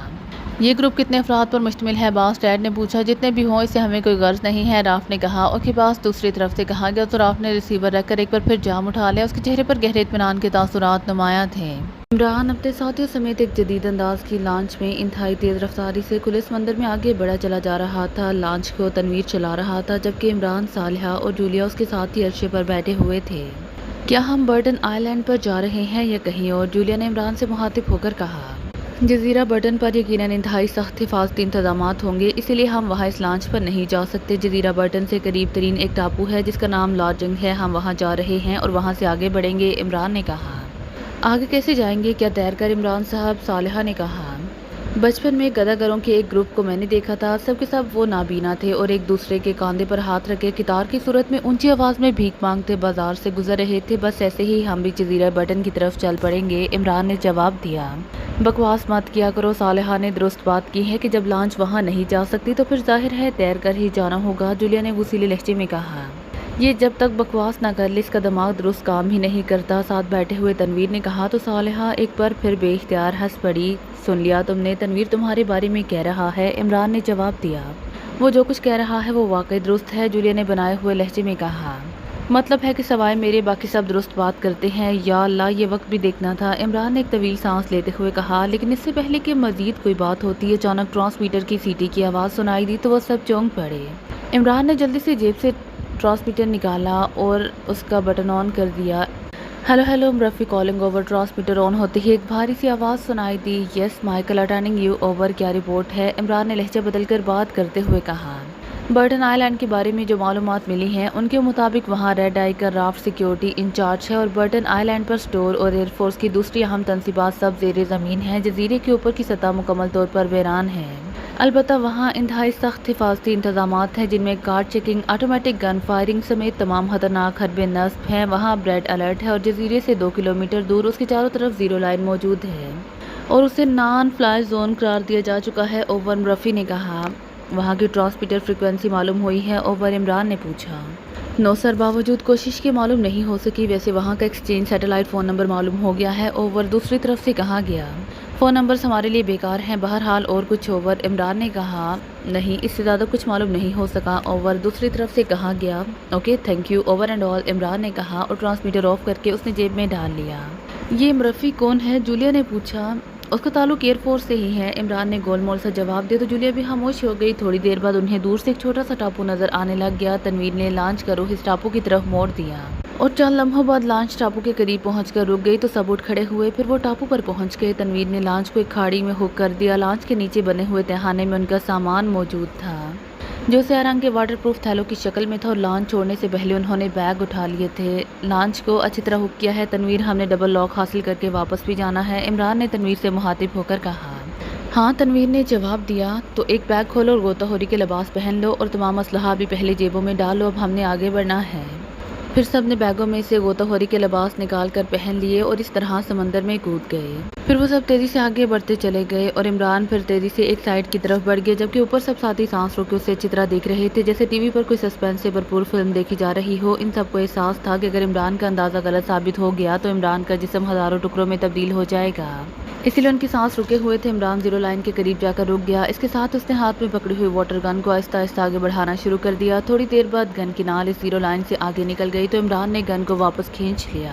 نہ چاہو نیچے بات بن گئی ہے، یہاں ریز زیادہ طاقتور نہیں ہے، عمران کی آواز سنائی دی تو وہ سب تیزی سے غوطے لگا کر نیچے گہرائی میں اترتے چلے گئے۔ تھوڑی دیر بعد وہ سب عمران کے قریب پہنچ گئے، پھر ایک ایک کر کے وہ سب اس زیرو لائن کو کراس کرتے ہوئے آگے نکل گئے تو عمران نے دوبارہ اوپر کی طرف اٹھنا شروع کر دیا کیونکہ گہرائی کی وجہ سے ان کے جسموں پر پانی کا دباؤ پہلے سے کہیں زیادہ بڑھ گیا تھا اور اب چونکہ اس قدر گہرائی میں رہنے کی ضرورت نہیں تھی اسی لیے وہ اوپر اٹھائے تھے۔ پھر مناسب گہرائی میں پہنچ کر انہوں نے دوبارہ جزیرے کی طرف تیرنا شروع کر دیا۔ اب جزیرہ انہیں نظر آنے لگ گیا تھا۔ ہمیں بہرحال سطح پر تو جانا ہی پڑے گا، ہو سکتا ہے وہاں انہوں نے کوئی چیکنگ کا انتظام کر رکھا ہو، جولیا نے کہا۔ پہلے ہم جزیرے کو چاروں طرف سمندر کے اندر سے چیک کریں گے، ہو سکتا ہے کوئی کھاڑی یا کریک ایسا مل جائے جس کی مدد سے ہم اندر کے ایریے تک پہنچ جائیں، ورنہ مرفی نے جو اطلاع دی ہے کہ اوپر آٹومیٹک فائرنگ سسٹم اور موجود ہیں تو ہم آسانی سے اندر پہنچ نہیں سکیں گے اور وہ اندر بیٹھ کر ہمارا شکار اطمینان سے کھیلتے رہیں گے، عمران نے جواب دیا۔ پھر واقعی جزیرے تک پہنچ کر ان سب نے آہستہ آہستہ چاروں طرف سے اسے چیک کرنا شروع کر دیا۔ اور پھر جنوب کی سمت پہنچتے ہی وہ سب ٹھٹک کر رک گئے کیونکہ وہاں واقعی ایک قدرتی کریک موجود تھا جو اوپر کو اٹھتا دکھائی دے رہا تھا۔ آ جاؤ، شاید قدرت ہماری مدد کر رہی ہے، عمران نے کہا اور آگے بڑھ کر وہ کریک میں داخل ہو گیا۔ کریک میں پانی بھرا ہوا تھا، وہ اس میں تیرتے ہوئے آگے بڑھتے چلے گئے۔ کچھ اندر جانے کے بعد کریک نے اوپر اٹھنا شروع کر دیا۔ کہیں یہ سطح پر نہ جا نکلے، عمران کی آواز سنائی دی۔ سطح پر ہوتا تو اسے لازماً بند کر دیا جاتا، جولیا نے جواب دیا۔ ہاں تم ٹھیک کہہ رہی ہو، عمران نے جواب دیا، ویسے بھی پانی کم رہ گیا تھا، اسی لیے تھوڑی دیر بعد وہ اس کریک میں چلنے پر مجبور ہو گئے۔ انہوں نے پیروں سے مخصوص جوتے اتار لیے، البتہ کنٹوپ ویسے ہی ان کے سروں پر موجود تھے کیونکہ بہرحال وہ بھی سمندر کی سطح سے نیچے ہی تھے۔ لیکن پھر اچانک ان کے دم گھٹنے لگے تو عمران کے کہنے پر سب نے کنٹوپ اتار دیے۔ کافی آگے جا کر کریک یکلہت ختم ہو گیا اور اب آگے چٹان تھی۔ اوہ، اب کیا ہوگا؟ جولیا نے کہا۔ وہی ہوگا جو منظور خدا ہوگا، ویسے تنویر لا خاموش رہے۔ اس سے کیا ہوگا؟ عمران نے مسکراتے ہوئے جواب دیا۔ میں تمہاری طرح بکواس کرنے کا عادی نہیں ہوں، تنویر نے خشک لہجے میں جواب دیتے ہوئے کہا۔ صالحہ، تمہارے بیگ میں بے آواز ایکس بم موجود ہے، وہ نکال کر اس چٹان کی جڑ میں لگا کر اسے فائر کر دو، ہو سکتا ہے اس کے پیچھے بھی کریک ہو، عمران نے کہا تو صالحہ نے اس بات میں سر ہلا دیا۔ اور پھر تھوڑی دیر بعد ایک ہلکا سا دھماکہ ہوا اور کریک گرد سے بھر گیا۔ چند لمحوں بعد جب گرد ختم ہوئی تو وہ یہ سب دیکھ کر بے اختیار اچھل پڑے کہ نہ صرف چٹان ٹوٹ گئی تھی بلکہ دوسری طرف انسانی ہاتھوں سے بنا ہوا ایک کمرہ بھی نظر آنے لگ گیا تھا۔ کمرے کے اندر کاٹ کباڑ بھرا ہوا تھا۔ وہ سب تیزی سے کمرے میں پہنچ گئے۔ اب یہ لباس اتار دو، اب آگے شاید تیز ایکشن کی ضرورت پڑ جائے، عمران نے کہا۔ اس کے ساتھ اس نے لباس اتارنا شروع کر دیا۔ اس کے ساتھیوں نے بھی اس کی پیروی کی اور تھوڑی دیر بعد وہ سب عام لباسوں میں نظر آ رہے تھے۔ اب ان کے ہاتھوں میں مشین پسٹل موجود تھے۔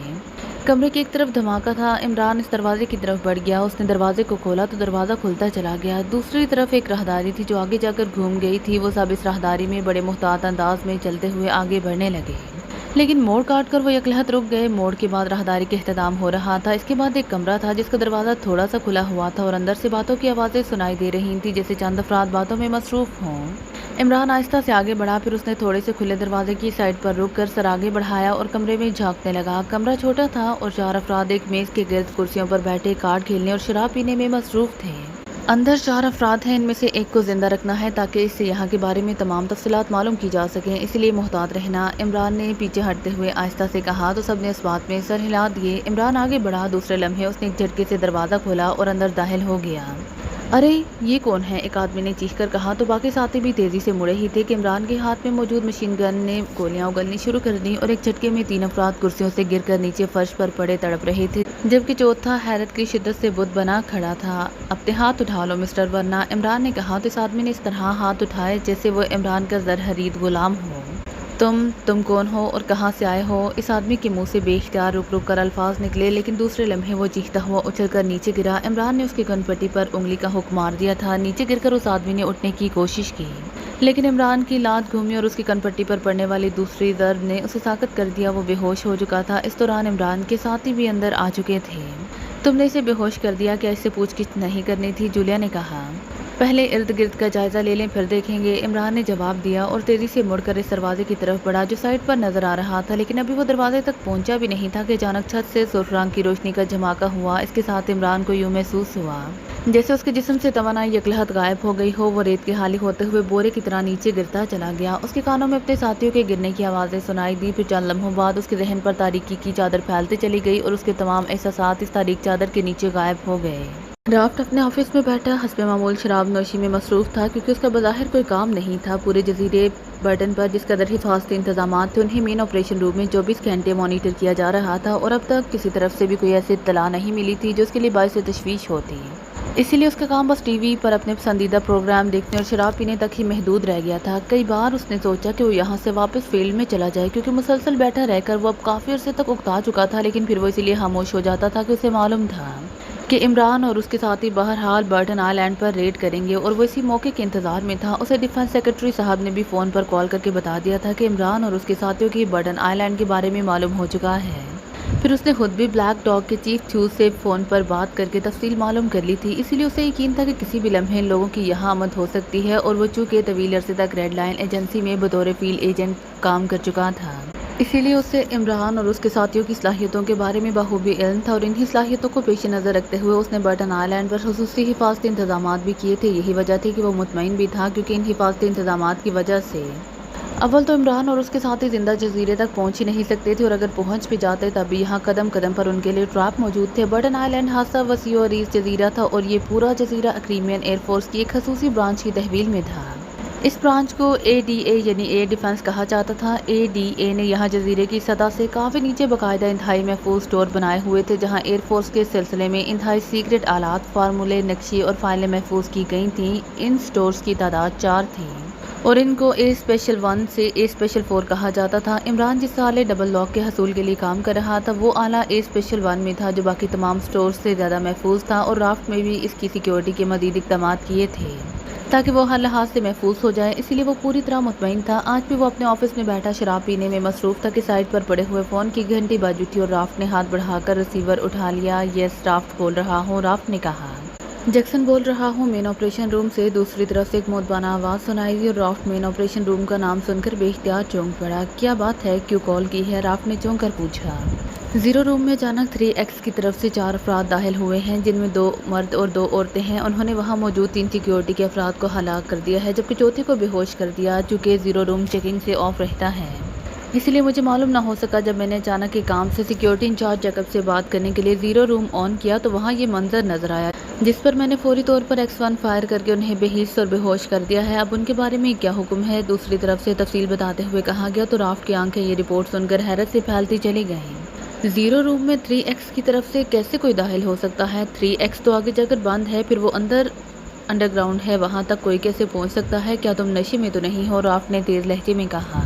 باس، میں نے اس بارے میں پہلے چیکنگ کی ہے، کیونکہ یہ بات میرے لیے بھی انتہائی حیران کن تھی۔ سمندر کے اندر ایک قدرتی کریک موجود ہے جو گھوم کر 3X کے آخر میں مضبوط چٹان کے پیچھے آ کر ختم ہو جاتا ہے۔ یہ لوگ اس کریک کے ذریعے اس چٹان تک پہنچے، پھر اس چٹان کو کسی بم کے ذریعے اڑایا گیا۔ اس طرح یہ لوگ 3X میں داخل ہوئے اور وہاں سے زیرو روم میں، جیکسن نے تفصیل بتاتے ہوئے کہا۔ ویری بیڈ، اس کا مطلب ہے کہ ہمارا تمام حفاظتی نظام یکسر ناکام ثابت ہوا ہے۔ زیرو لائن اور دوسرا سارا نظام، یہ کیسے ممکن ہے؟ رافٹ نے اور زیادہ حیران ہوتے ہوئے کہا۔ اب کیا کہا جا سکتا ہے باس؟ دوسری طرف سے کہا گیا۔ بہرحال یہ پکڑے گئے ہیں، یہی بات ہمارے لیے کافی ہے۔ تم انہیں بلیک روم میں لے جا کر میگنیٹ چیئرز پر ڈال دو، پھر مجھے اطلاع دو، رافٹ نے کہا۔ کیا انہیں ہوش میں بھی لانا ہے باس؟ دوسری طرف سے پوچھا گیا۔ اس کا فیصلہ میں وہاں پہنچ کر کروں گا، رافٹ نے کہا۔ باس، میں اس لیے پوچھ رہا ہوں کہ اگر انہیں ہوش میں لانا پڑتا ہے تو پھر انہیں پہلے ریڈ روم میں لے جانا پڑے گا تاکہ ان کے ذہنوں پر سے X1 کا اثر ختم کر دیا جائے، ورنہ تو یہ کسی صورت بھی ہوش میں نہ آئیں گے، دوسری طرف سے کہا گیا۔ کیا ان کے جسم بے حس و حرکت رہیں گے؟ رافٹ نے کہا۔ یس باس، صرف ذہنوں پر سے اثرات ختم ہو جائیں گے، اس طرح یہ ہوش میں تو آ جائیں گے لیکن حرکت نہ کر سکیں گے، جیکسن نے جواب دیا۔ اوکے، پھر تم انہیں ریڈ روم میں لے جاؤ، صرف ان کے ذہنوں سے X1 کے اثرات ختم کر کے انہیں واپس بلیک روم میں پہنچا دینا، لیکن ان کے بے حس جسموں کے باوجود انہیں میگنیٹ چیئرز پر ضرور ڈال دینا، یہ انتہائی خطرناک ترین لوگ ہیں، رافٹ نے کہا۔ جیسے آپ کو حکم باس، مگر اس سے کوئی فرق نہیں پڑے گا کیونکہ جسم تو ان کے بے حس ہوں گے، جیکسن نے کہا۔ جیسے میں کہہ رہا ہوں ویسے ہی کرو، رافٹ نے یکلہت کراتے ہوئے کہا۔ اس باس، حکم کی تعمیل ہوگی باس، دوسری طرف سے یکلہت بھیک مانگنے والے لہجے میں کہا گیا، اور رافٹ نے ریسیور کریڈل پر پٹخ دیا۔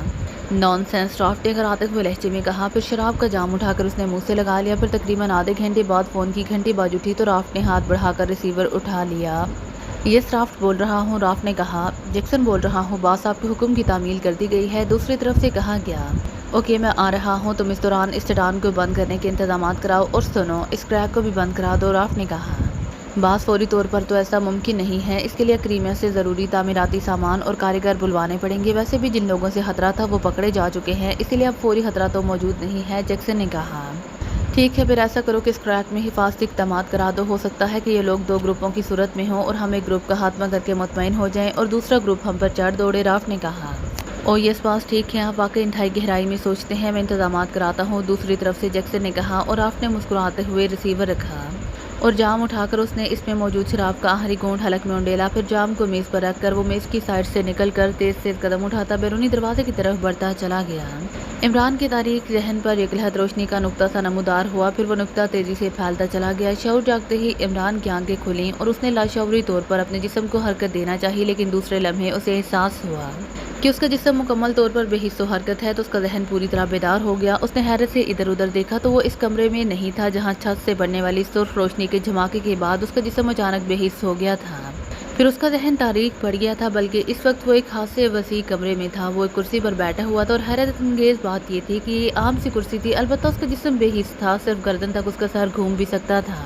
عمران نے سر گھمایا تو اس کے ساتھی بھی کرسیوں پر بیٹھے ہوئے تھے اور ان کی آنکھوں کے پپوٹے حرکت کر رہے تھے۔ یہ میں کہاں ہوں؟ عمران کے منہ سے لاشعوری طور پر نکلا۔ اس کے ساتھ ہی وہ بے اختیار چونک پڑا کیونکہ اس کا مطلب تھا کہ وہ بول سکتا ہے۔ اسی لمحے ساتھ والی کرسی پر موجود تنویر کے آہستہ سے کراہنے کی آواز سنائی دی تو عمران سر گھما کر تنویر کو دیکھنے لگا جس کی آنکھیں کھل چکی تھیں۔ پھر ایک ایک کر کے صالحہ اور جولیا بھی ہوش میں آ گئیں، البتہ وہ سب اسی طرح ایکریمن میک اپ میں ہی تھے۔ ہم کہاں ہیں؟ جولیا نے کہا۔ ظاہر ہے برٹن جزیرے کے کسی زیر زمین کمرے میں ہی ہیں، عمران نے جواب دیا۔ ہمیں راڈس میں جکڑنے کی بجائے ہمارے جسموں کو بے حس و حرکت کر دیا گیا ہے، صالحہ نے کہا۔ غریب لوگ ہوں گے، راڈس والی کرسیوں کا خرچہ برداشت نہ کر سکتے ہوں گے، عمران نے جواب دیا اور سب اس ماحول میں اس کی بات سن کر بے اختیار مسکرا دیے۔ ان کے سطے ہوئے چہرے نارمل ہو گئے تھے۔ ہمیں ہوش میں لایا گیا ہے، اس کا مطلب ہے ہم سے پوچھ گچھ کی جائے گی، تنویر نے کہا۔ پوچھ تو شاید ہم سے کی جائے گی، البتہ گچھ تم سے ہوگی، عمران نے جواب دیتے ہوئے کہا۔ کیا مطلب؟ تنویر نے چونک کر پوچھا۔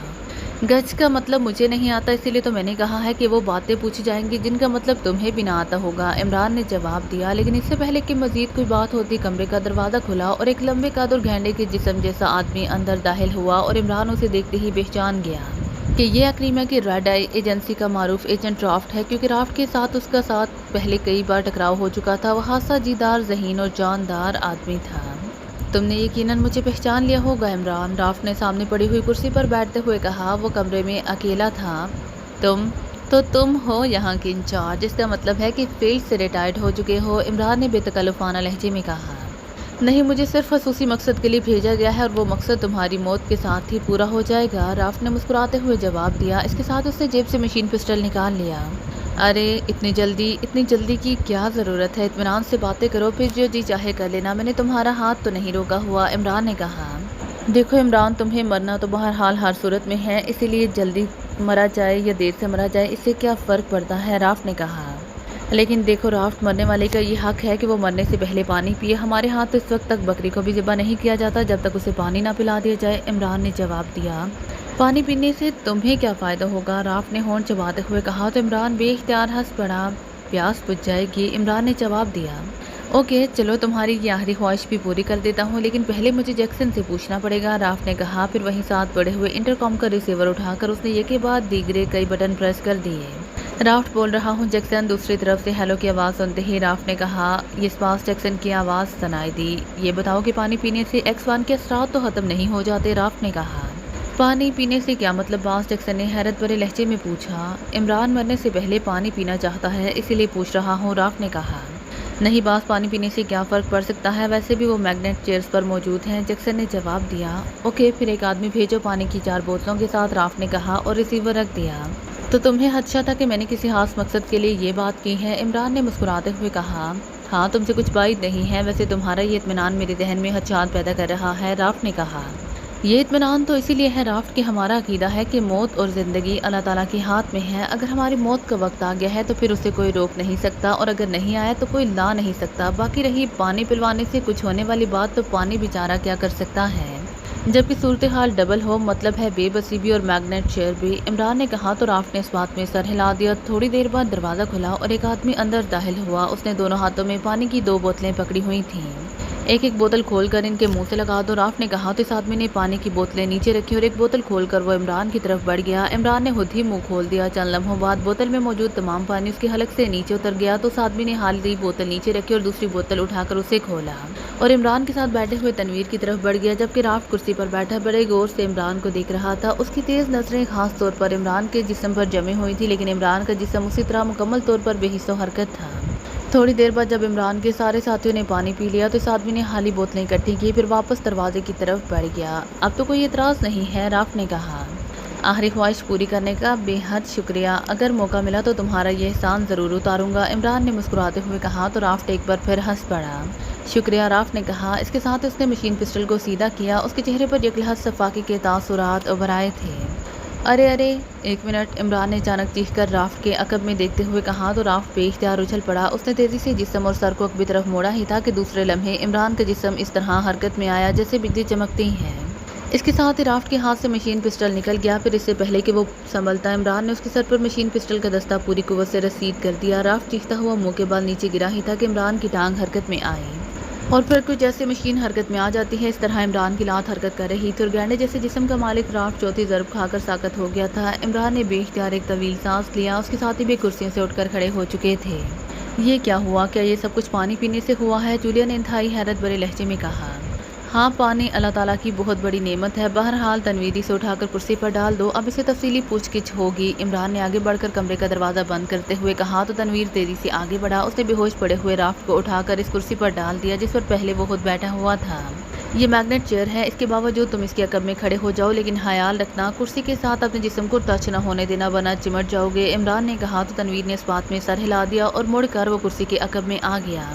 تم دونوں اطمینان سے کرسیوں پر بیٹھ جاؤ، یہ میگنیٹ چیئرز نہیں ہیں۔ عمران نے جولیا اور صالحہ سے مخاطب ہو کر ان کرسیوں کی طرف اشارہ کرتے ہوئے کہا جو سامنے رکھی ہوئی تھی، اور خود اس نے آگے بڑھ کر پہلے رافٹ کی جیبوں کی تلاشی لی، لیکن اس کی جیبوں میں کچھ بھی نہیں تھا۔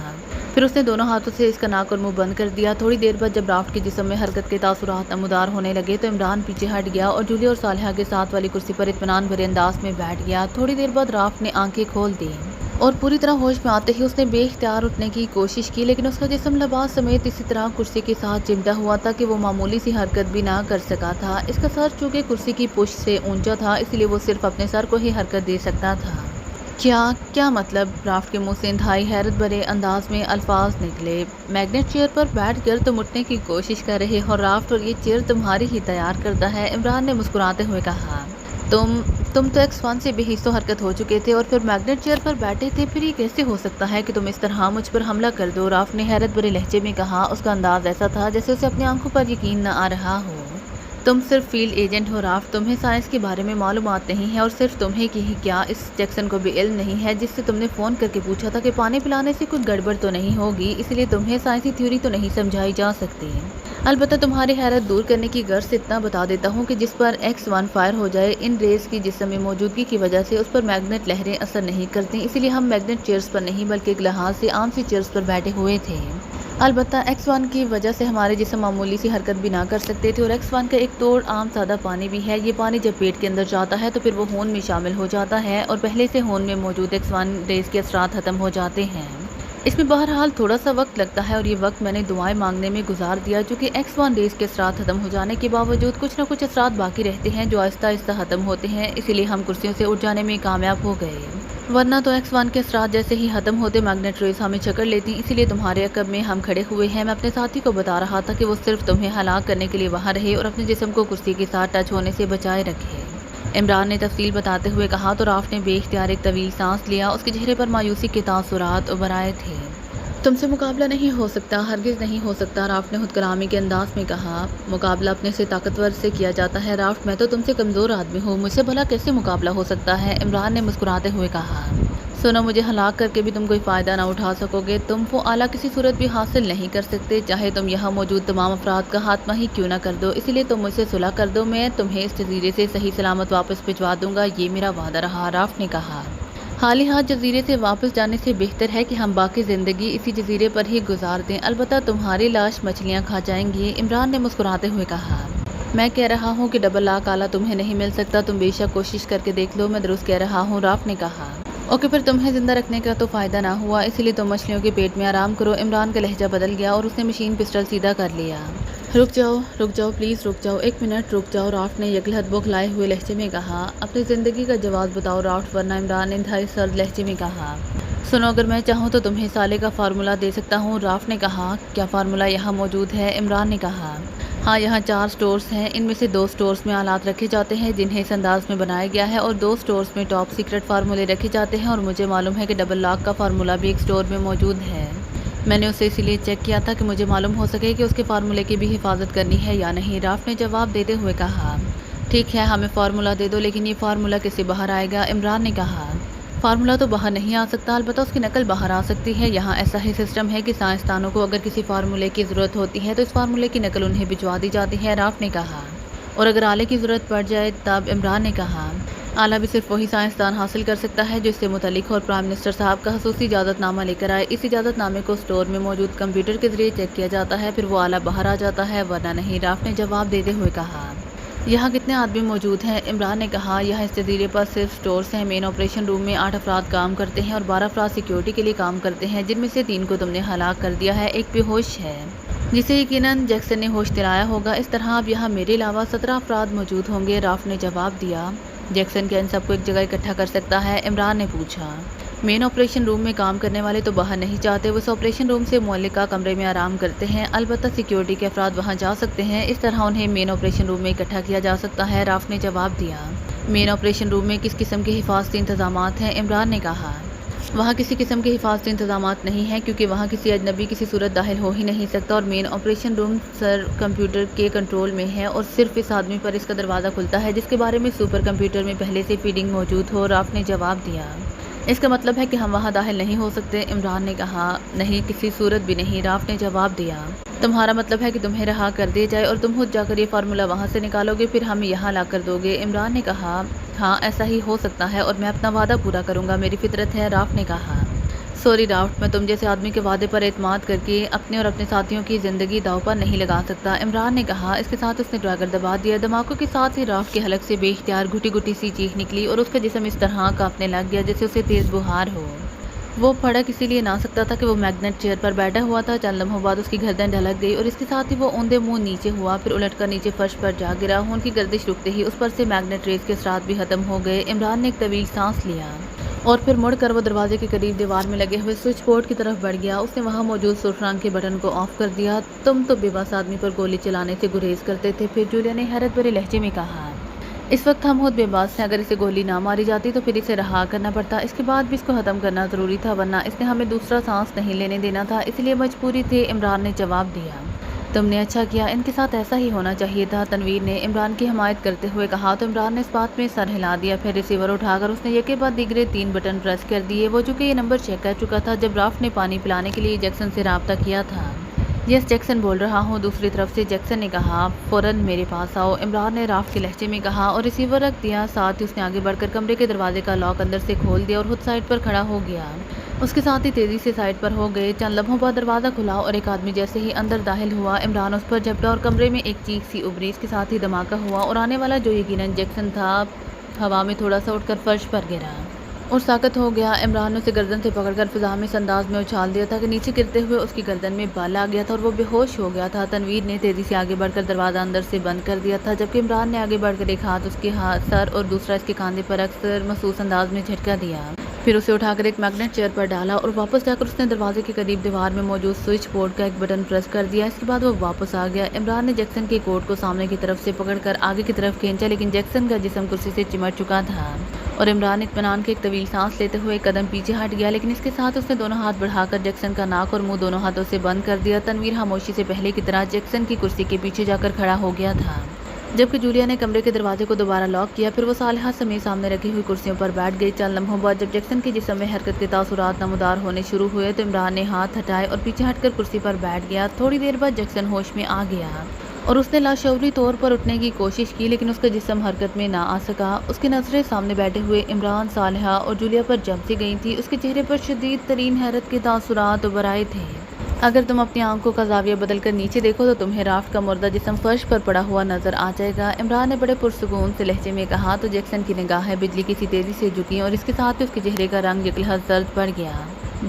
باس کو ہلاک کر دیا ہے تم نے، یہ سب کیسے ہو گیا؟ تم تو بے حس بھی تھے اور میگنیٹ چیئرز پر بھی تھے، پھر یہ سب کیا ہو گیا؟ اور باس نے مجھ سے 2 بار بات بھی کی تھی، جیکسن کے منہ سے رک رک کر نکلا۔ یہ سب باتیں بعد میں ہوتی رہیں گی، پہلے یہ بتاؤ کہ تم بھی اپنے باس کی طرح فرش پر مردہ نظر آنا چاہتے ہو یا نہیں؟ عمران نے سرد لہجے میں کہا۔ مام میں مرنا نہیں چاہتا، جیکسن نے خوفزدہ سے لہجے میں کہا۔ گڈ، تم نے اچھا فیصلہ کیا ہے، زندگی ہے تو سب کچھ ہے ورنہ کچھ بھی نہیں۔ رافٹ مردہ ہو چکا ہے اسی لیے اب اس کے لیے یہ جزیرہ اور یہاں کے انتظامات کچھ نہیں رہا، عمران نے کہا۔ تم کیا چاہتے ہو؟ جیکسن نے کہا۔ ہمیں وہ اعلیٰ ڈبل لاک چاہیے، عمران نے کہا۔ وہ تو اسپیشل اسٹور میں ہے اور اسپیشل اسٹور سے باہر نہیں آ سکتا جب تک پرائم منسٹر صاحب کا خصوصی اجازت نامہ نہ آ جائے، جیکسن نے کہا۔ اس کا فارمولہ بھی ہے اسٹور میں، اس کی نقل تو تیار ہو سکتی ہے، عمران نے کہا۔ ہاں، مگر تمہیں کس نے بتایا ہے؟ جیکسن نے حیران ہو کر پوچھا۔ رافٹ نے، لیکن وہ ضد کر رہا تھا کہ اگر ہم اسے چھوڑ دیں تو وہ فارمولے کی نقل لے آئے گا جبکہ ہم ساتھ جانا چاہتے تھے، عمران نے کہا۔ نہیں، مین آپریشن روم میں کوئی اجنبی داخل نہیں ہو سکتا، سپر کمپیوٹر دروازہ ہی نہیں کھولے گا، جیکسن نے کہا۔ سیکیورٹی کے افراد کہاں موجود ہیں؟ عمران نے پوچھا۔ وہ سیکیورٹی ہال میں ہیں۔ کیوں؟ جیکسن نے کہا۔ تم نے انہیں یہاں لانا ہے، بولو کس طرح بلاؤ گے، اور یہ سن لو کہ اگر تم نے کوئی گڑبڑ کرنے کی کوشش کی تو پلک جھپکنے میں تمہارے دل میں سوراخ ہو جائے گا، عمران نے سرد لہجے میں کہا۔ مام میں بلاتا ہوں، میں کوئی گڑبڑ نہیں کروں گا، جیکسن نے چونک کر کہا اور عمران نے اس کی آنکھوں میں آنے والی چمک چیک کر لی تھی۔ عمران سمجھ گیا تھا کہ جیکسن کی آنکھوں میں چمک کیوں ابھری ہے۔ ظاہر ہے جیکسن کے افراد کی تعداد 9 تھی اور وہ تربیت یافتہ لوگ تھے، اسی لیے ان کے یہاں آنے سے صورتحال تبدیل ہو سکتی تھی۔ تمہارا تعلق کس سیکشن سے ہے، مین آپریشن روم سے یا سیکیورٹی سے؟ عمران نے کہا۔ میں مین آپریشن روم کا انچارج ہوں، سیکیورٹی کا چیف رافٹ تھا، جیکسن نے جواب دیا۔ اس کمرے کو جہاں ہم موجود ہیں کیا کہا جاتا ہے؟ عمران نے کہا۔ بلیک روم، جیکسن نے جواب دیا۔ اب وہ نمبر بتاؤ جس پر سیکیورٹی والوں کو کال کیا جاتا ہے اور وہاں اب انچارج کون ہوگا تاکہ میں تمہاری بات اس سے کرا سکوں؟ عمران نے کہا۔ سیکیورٹی انچارج جیمز ہے، جیکسن نے کہا۔ اس کے ساتھ ہی اس نے نمبر بتا دیے۔ اب یہ بتاؤ کہ تمہارے حکم پر وہ لوگ یہاں آ جائیں گے یا نہیں، کیونکہ وہ تمہارے ماتحت تو نہیں ہیں؟ عمران نے کہا۔ میں انہیں رافٹ کا حوالہ دے کر بات کروں گا، جیکسن نے جواب دیا۔ اوکے، یہاں سے باہر سیکیورٹی ہال تک کا راستہ بتاؤ، عمران نے کہا۔ تم لوگ جب تک اس کمرے میں ہو مین آپریشن روم کی نظروں سے اوجھل ہو، لیکن یہاں سے باہر نکلتے ہی سپر کمپیوٹر تمہیں چیک کرے گا، پھر تم ختم کرتے جاؤ گے، جیکسن نے کہا۔ تو عمران نے ایک طویل سانس لیا۔ یہ سپر کمپیوٹر مین آپریشن روم کے اندر ہے، عمران نے کہا۔ نہیں، وہ علیحدہ کمرے میں ہے جو سیلڈ ہے، جیکسن نے جواب دیا۔ اس میں فٹنگ وغیرہ کون کرتا ہے؟ عمران نے پوچھا۔ میں کرتا ہوں، جیکسن نے کہا۔ تو عمران نے اسے سپر کمپیوٹر کے بارے میں تفصیلات معلوم کرنا شروع کر دیں۔ اس کے ساتھ اس نے تنویر کو سائڈ پر ہٹنے کا اشارہ کیا اور دوسرے لمحے اس نے ہاتھ میں پکڑے ہوئے مشین پسٹل سے ایک بار پھر گولیاں اگلنی شروع کر دیں، اور چند لمحوں بعد جیکسن کا وہی حشر ہوا جو اس سے پہلے رافٹ کا ہوا تھا۔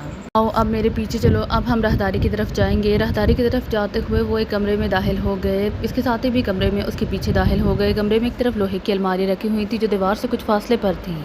آؤ ان الماریوں کے پیچھے آ جاؤ، جب یہ لوگ راہداری میں داخل ہوں گے تو ہم ان کا خاتمہ کریں گے، عمران نے کہا، اور ان الماریوں کی اوٹ میں ہو گئے۔ تھوڑی دیر بعد سامنے والی دیوار میں موجود دروازہ کھلنے کی آواز سنائی دی، اور پھر قدموں کی آوازیں کمرے سے ہوتی ہوئی راہداری والے دروازے کی طرف بڑھتی چلی گئیں۔ یہ آوازیں مسلسل سنائی دے رہی تھیں۔ عمران الماری کی اوٹ میں کھڑا تھا، البتہ وہ ذہن میں قدموں کی آوازوں سے اندازہ لگا رہا تھا کہ آنے والوں کی تعداد کتنی ہے۔ تھوڑی دیر بعد آوازیں کمرے میں سنائی دینا بند ہو گئیں تو عمران الماری کی اوٹ سے نکلا اور تیزی سے راہداری والے دروازے کی طرف بڑھ گیا۔ اس نے سائڈ سے ہو کر باہر جھانکا تو راہداری میں 9 آدمی بڑے چوکنے انداز میں کھڑے تھے۔ ان سب کی پشت عمران کی طرف تھی۔ سب سے آگے والا آدمی بلیک روم کے بند دروازے سے کان لگائے شاید اندر سے کوئی آواز سننے کی کوشش کر رہا تھا۔ عمران سمجھ گیا کہ انہیں شک پڑ گیا ہے، بہرحال وہ تربیت یافتہ افراد تھے۔ عمران نے ہاتھ میں پکڑے ہوئے مشین پسٹل کو سیدھا کیا اور راہداری میں کھڑے افراد کی طرف اس کا رخ کر کے ٹریگر دبا دیا۔ ریٹ ریٹ کی مخصوص آوازوں کے ساتھ ہی راہداری انسانی جیہوں سے گونج اٹھی۔ ان میں سے کئی نے مڑنے اور سنبھلنے کی کوشش کی، لیکن عمران کی انگلی ٹریگر پر مسلسل دبی ہوئی تھی، اسی لیے چند لمحوں بعد ہی وہ سب لاشوں میں تبدیل ہو چکے تھے۔ ان کے پاس اسلحہ ہے، وہ لے لو، عمران نے ایک طرف ہٹتے ہوئے کہا۔ تو تنویر، صالحہ اور جولیا راہداری میں داخل ہوئے، اور چند لمحوں بعد وہ واپس آئے تو ان کے ہاتھوں میں بھی مشین پسٹل موجود تھے۔ شاید یہاں مشین پسٹل ہی استعمال کیے جاتے تھے۔ یہ الماریاں کس لیے یہاں رکھی ہوئی ہیں اور ان میں کیا ہے؟ صالحہ نے کہا۔ اوہ ہاں، واقعی ان کی یہاں موجودگی کی بظاہر تو کوئی وجہ نہیں ہے، عمران نے کہا، اور آگے بڑھ کر اس نے ایک الماری کا ہینڈل گھما کر اس کا دروازہ کھولا تو وہ بے اختیار چونک پڑا۔ الماری کے اندر 4 خانے تھے اور چاروں خانوں میں فائلیں بھری ہوئی تھیں۔ عمران نے ہاتھ بڑھا کر ایک فائل باہر کھینچ لی، اس نے فائل کھولی اور اس کے چہرے پر حیرت کے تاثرات ابھر آئے کیونکہ فائل اندر سے خالی تھی۔ اس کے صفحات پر کسی قسم کی کوئی تحریر نہیں تھی، البتہ صفحے کا کلر ہلکا سرخ رنگ کا تھا۔ عمران غور سے صفحے کو دیکھتا رہا، پھر اس نے طویل سانس لیتے ہوئے فائل بند کی اور ایک دوسری فائل باہر کھینچ کر دیکھا تو وہ بھی خالی تھی۔ عمران نے وہ فائل بھی واپس رکھ دی۔ کیا ہے ان میں؟ جولیا نے پوچھا۔ یہ سائنسی فارمولوں کی فائلیں ہیں، ان میں موجود فارمولوں کی مائکرو فلمیں بنائی گئی ہیں اور اس انداز میں یہ خالی ہو گئیں، اسی لیے انہیں یہاں ان الماریوں میں رکھا گیا ہے، عمران نے دروازہ بند کرتے ہوئے کہا تو سب نے اس بات میں سر ہلا دیے۔ آؤ اب مین آپریشن روم کا آپریشن شروع کریں، عمران نے کہا اور اس دروازے کی طرف بڑھ گیا جس میں سے سیکیورٹی کے افراد کمرے میں داخل ہوئے تھے۔ عمران نے دروازے کے قریب رک کر سر باہر نکالا اور باہر موجود ایک طویل راہداری کی چھت کو چیک کرنا شروع کر لیا، لیکن چھت میں کہیں بھی اسے سپر کمپیوٹر کی مخصوص چیکنگ آئے نظر نہ آئی۔ عمران کی نظریں سائڈ دیوار پر پڑیں لیکن وہ بھی اسپاٹ تھیں۔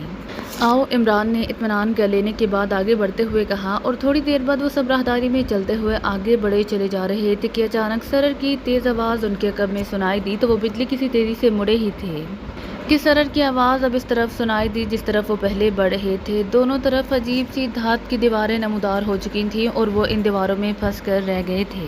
دیواروں کے ساتھ ہو جاؤ، جلدی کرو، عمران نے تیز لہجے میں کہا، لیکن دوسرے لمحے ان دیواروں میں سے سفید رنگ کی گیس کے بھبکے سے نکلنے لگے۔ یہ بھبکے دونوں طرف سے نکل رہے تھے۔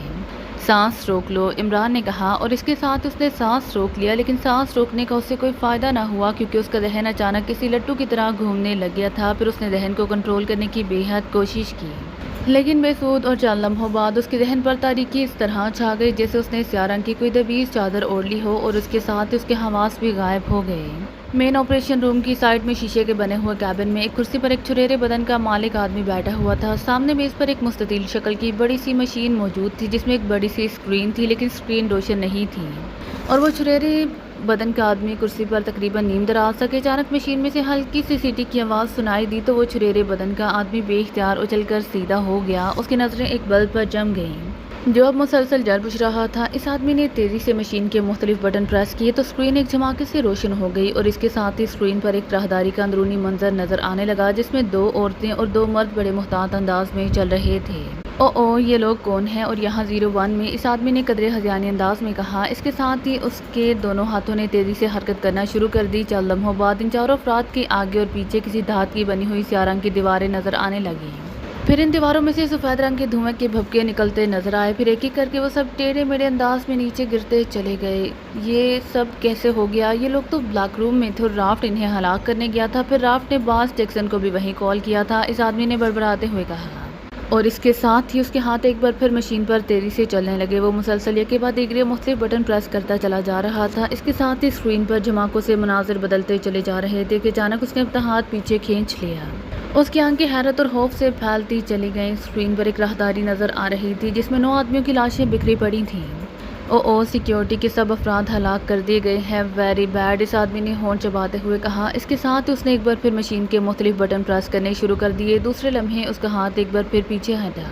इसके साथ ही वो बेइख्तियार एक झटके से उठ खड़ा हुआ। उसके चेहरे पर शदीद तरीन हैरत के तासुरात थे क्योंकि अब स्क्रीन पर ब्लैक रूम का मंजर वाज़ेह तौर पर नजर आ रहा था, और वहाँ फर्श पर राफ्ट और जैक्सन की लाशें टेढ़े मेढ़े अंदाज में पड़ी हुई साफ दिखाई दे रही थीं।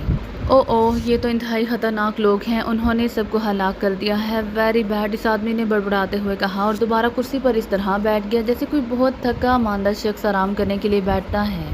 इसके साथ ही उसने एक बार फिर मशीन के बटन प्रेस करने शुरू कर दिए। चंद लम्हों बाद स्क्रीन पर उसी राहदारी का मंजर दोबारा नजर आना शुरू हो गया जिसमें 2 दीवारें नमूदार हुई थीं। वो चारों अफराद वहीं फर्श पर साकत पड़े हुए थे। इन्हें तो ख़त्म करूं फिर आगे काम होगा, इस आदमी ने बड़बड़ाते हुए कहा। इसके साथ ही वो कुर्सी से उठा और इस शीशे वाले कमरे से बाहर आकर वो तेज़ तेज़ कदम उठाता बड़े हॉल में आ गया जहां दीवारों के साथ मशीनें नस्ब थीं और चंद मशीनों के सामने ऊंचे स्टूलों पर सफ़ेद रंग के कोट और सफ़ेद रंग की टोपियां पहने हुए अफराद बैठे हुए थे, जबकि बाकी मशीनें ऑटोमेटिक अंदाज में काम कर रही थीं। वो आदमी तेज़ तेज़ कदम उठाता एक कोने में मौजूद मशीन की तरफ बढ़ गया। इस मशीन के ऊपर सुर्ख रंग का कवर चढ़ा हुआ था। उसने करीब जाकर इस कवर को हटाया और एक तरफ रख दिया। फिर मशीन को ऑन करके उसने इसे बड़े माहिराना अंदाज में ऑपरेट करना शुरू कर दिया। चंद लम्हों बाद मशीन पर मौजूद छोटी सी स्क्रीन रोशन हो गई। इसके साथ ही उस पर राहदारी का मंजर उभर आया जिसमें 4 अफराद बेहोश पड़े हुए थे। इस आदमी ने एक नज़र उन्हें गौर से देखा, फिर मशीन के निचले हिस्से में लगे हुए मुख्तलिफ बटनों को प्रेस करके 2 नाबों को एक दूसरे के मुखालिफ सिमत में घुमाना शुरू कर दिया।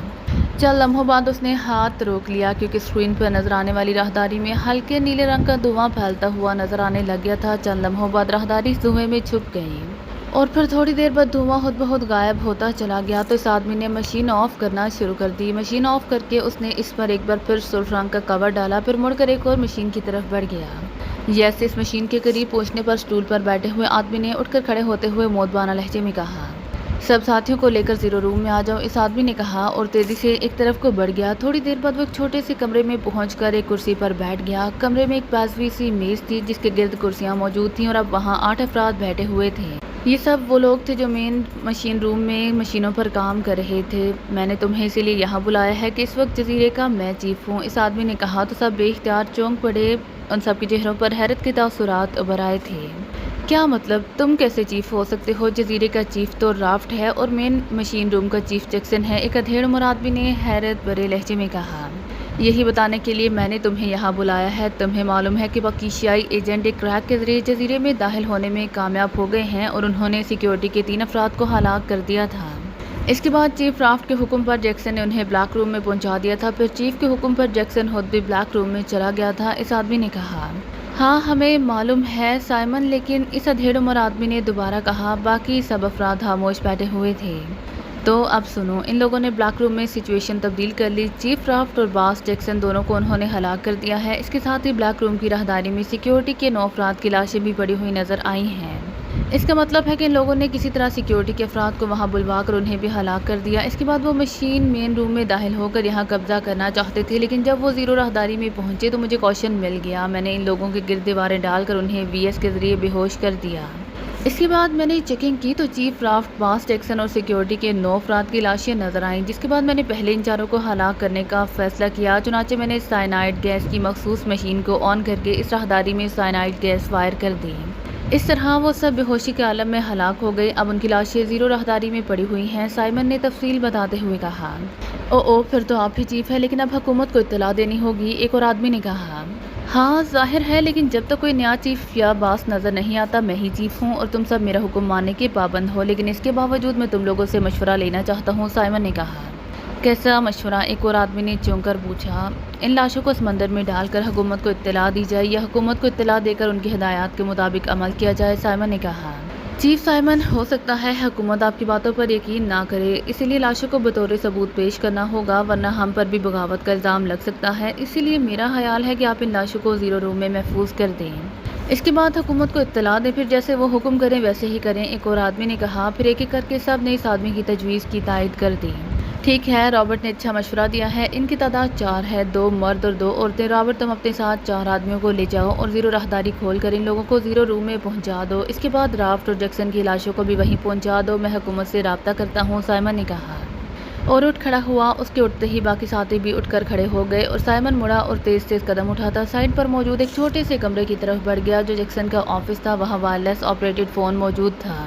آفس میں داخل ہو کر وہ جیکسن کی مخصوص کرسی پر بیٹھا، پھر اس نے میز کی دراز کھول کر اس میں سے ایک ڈائری نکال کر میز پر رکھی، پھر اسے کھول کر دیکھنے لگا۔ چند لمحوں بعد ایک صفحے پر اس کی نظریں جم گئیں۔ اس نے ہاتھ بڑھا کر ریسیور اٹھا لیا اور ڈائری کو دیکھ دیکھ کر نمبر پریس کرنے شروع کر دیے۔ دوسری طرف گھنٹی بجنے کی آواز سنائی دینے لگی، پھر ریسیور اٹھا لیا گیا۔ یہ سے ایک محتاط سی آواز سنائی دی۔